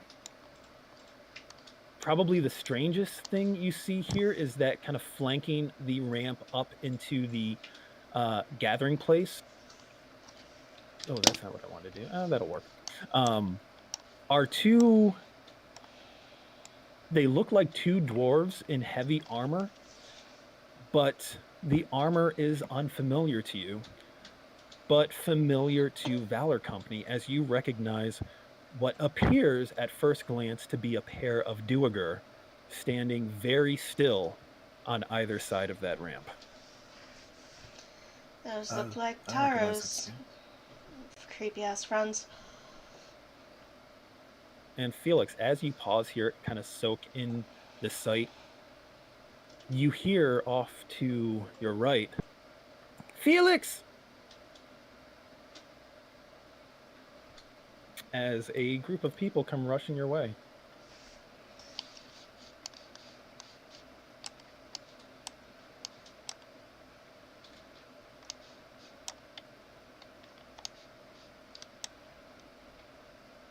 And you recognize a collection of your old friends,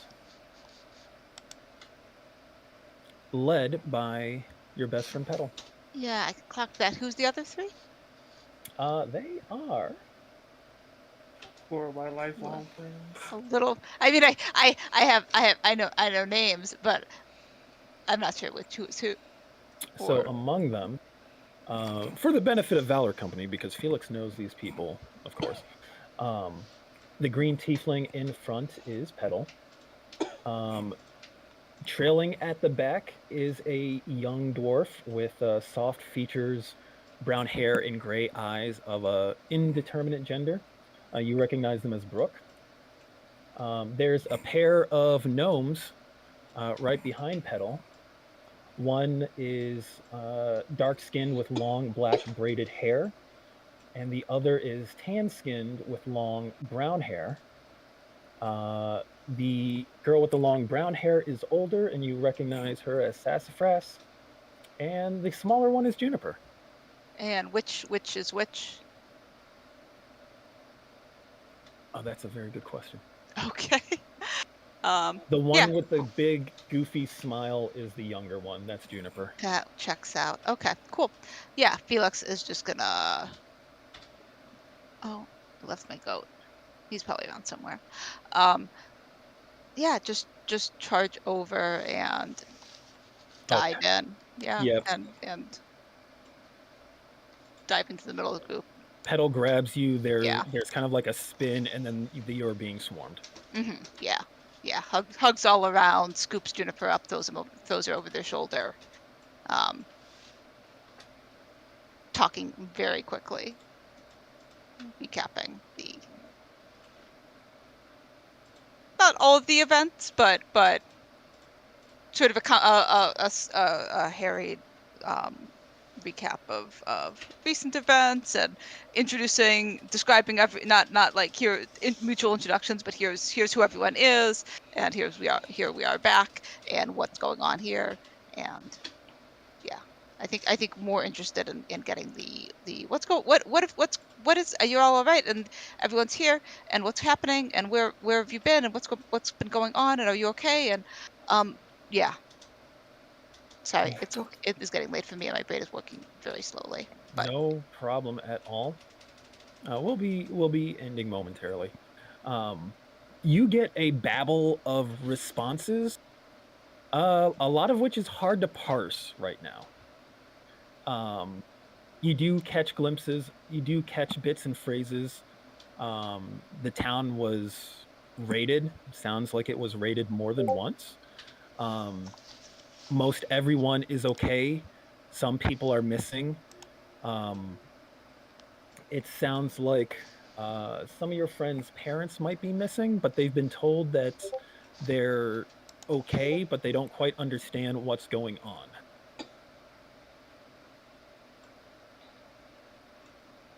So there's a lot of babbling details that you feel like you need to straighten out in a little bit. But okay, they are a new entourage that look like they are going to stick to you like glue for the foreseeable future. sure. Yeah, I think sort of after the ascertaining of who is here and who isn't, and sort of from the middle of the group, will eventually turn back to see what Valor Company is up to. Do you want us to wait for you for the meeting, or do you want to come? I think we can all go. All right. This is Petal, and this is Sass and Junie and Brooke, and you already know Bergamot. This is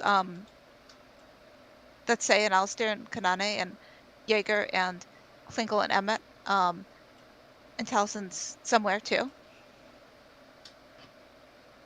There's a chorus of greetings. Junie kind of moves between you and Sassafras and kind of just peeks out shyly. Petal seems to be the most friendly. Alistair's going to shout out, "Good morning," in common no-mission Dwarven. Say is going to pull out one of her wind-up toys, and she's going to kneel so she's not threatening, and offer it to Junie. Junie, she looks excited, goes to grab one, pauses, leans back, looks at her sister. Sassafras inspects you, and then nods, and then Junie all but leaps forward to take the proffered toy. I'll give her a bouncy bunny. Bouncy bunny. If you wind that key there and have it on a flat surface, it'll jump, do a flip, and land. She seems delighted by this new toy, and as she's playing with it, you see her sister kind of smile and nod and thank you for the gift. Of course.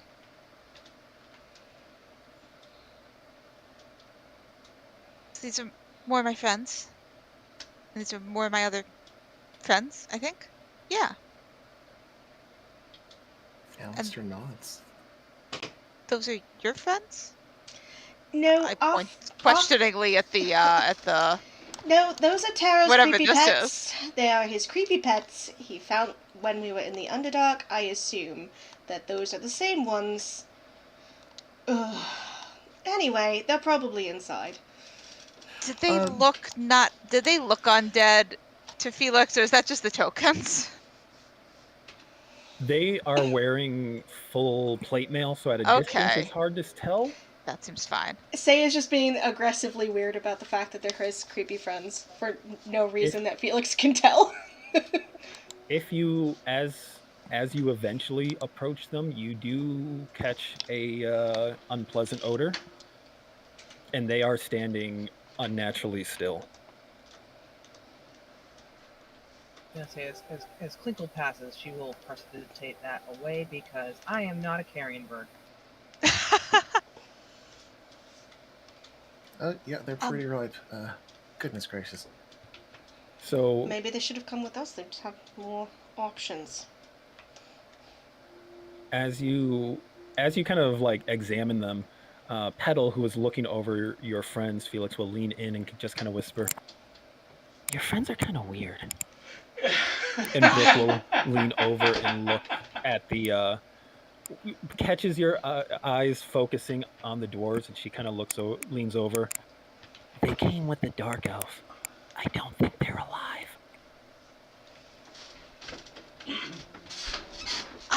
My friends' friends are kind of weird. Is this okay? And I think we'll like point at like sort of low key point at the orcs and the wargs. And sort of like again dressing like the local collective. Is this okay? This whatever's happening here, or is this like they say they're helping? Are they actually helping, or are they doing something else? Sassafras will pipe up. We're not sure yet. They've been nice to all the kids. The adults seem to be a little wary, though. Okay. Okay, we'll see what okay. Do you want to come with us? Petal kind of like hooks an arm around your arm. Oh, I'm not letting you out of my sight ever again. Okay, Weird we stuff might have happens when you go away. we might have to go blow up they want to blow up a balloon. Weird But stuff not happens where today. we go too. What's a balloon? I couldn't really get a good look at it. But it was floating in the air. It was big. It was and like Felix tries to describe the balloon as best they could. This thing that they did not see through the telescope or close up at all. Okay. And So- yeah, well, I think move between the creepy weird friends, pets. Okay, so you head on into the meeting ground. On the other side of the bridge, the first thing you see is another pair of strangers with a strange smell about them.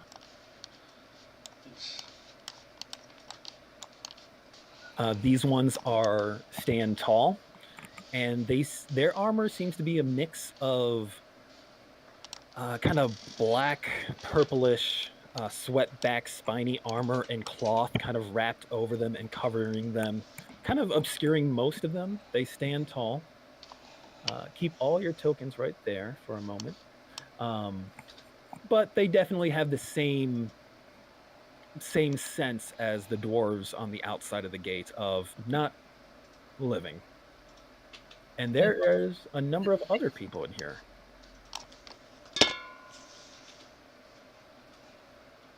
First, Felix, you recognize a number of your kind of town elders. I'll mess around with their name tags later, but you immediately see Shepherd Drummond, the ancient dragonborn, meeting kind of at the center of this group with everyone else, along with a couple other fairly notable names that I won't pitch at you right now because it's late, but they will have name tags next time. Across from them,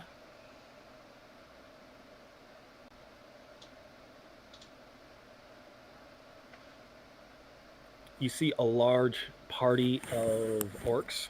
Again, a collection of mostly the blue and the gray. At least one is the red and purple kind. And standing in front of them, kind of opposite Drummond, is a very probably the largest of the orcs you've seen so far, with long hair kind of tied in braids and knots. And he seemed to have been speaking to Drummond when you all arrived. And the last group of people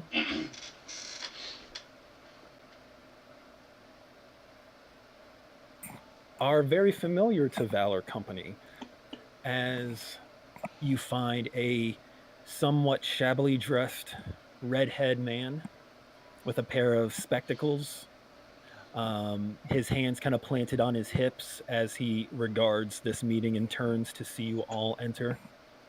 Beside him is a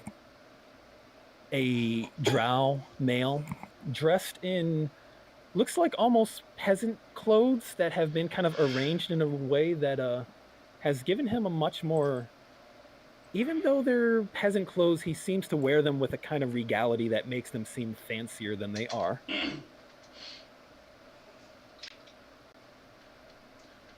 As I pause to move the cat off the desk.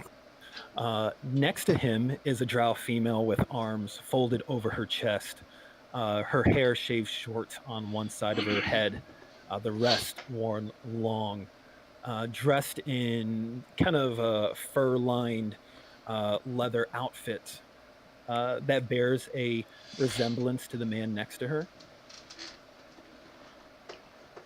and an unassuming draft horse in the corner of the meeting space. That is also very familiar to Valor Company. Is it Bobble Schnoggins? Oh my fucking god. Say is not gonna make that noise that's not in character at all. She's just gonna look to Elaine and go, I see you found our horse. Elaine kind of jumps a little bit as you speak, as you approach, and he looks over at you all, and he smiles widely and looks over at the horse and looks back at you as a almost puzzled expression passes over his face. Well, you didn't expect me to walk this far, did you? Didn't you have a giant fox familiar thing that could have? I don't think that he would let him ride him, and I mean. Oh no, he would not let me ride him. He also does not like sunlight. Well, he let me pet him. So that's all that matters, really. Is it though? I mean, he was. When I asked, he said yes, and he seemed to enjoy it. And he didn't seem to like anyone else. Or maybe I wasn't paying attention. But that's just what it is. He liked me when he wasn't eating food. Nicodemus seems alright. Rough and tumble exterior and lots of pointy teeth, but they seem like they're alright. As Valor Company reunites with their old allies and prepares to meet some new ones, this is where we're going to call it for the night. Sounds good. Yay, thanks, Kim. Very welcome. Sorry for keeping you guys a little later than I wanted to, but definitely wanted you to get to the meeting before everyone closed out, and I wanted to make sure to introduce the start of a slew of new characters. There's a lot happening. There's so many tokens. There's so many tokens. So what are the Gubbos riding? Are those just wargs that have been treated nicer, or? No, so those are just different looking tokens. There are no goblins. They are all orcs mounted on wargs. Okay. The ones that show like a goblin on the back are just supposed to be normal wargs without any riders. Are wargs monsters, or are they considered beasts? Let me check. I know this is incredibly important for you. They probably are just dire wolves reskinned, but I'm just curious. They are technically monstrosities. They have a language. Yep. Oh. Cool. They do have a language. They're more intelligent than I thought they were. They're almost as intelligent as Say. Are you sure they're not more intelligent than Seg? They can follow orders. No, they're about as intelligent as Jin. They're almost as intelligent as Seg.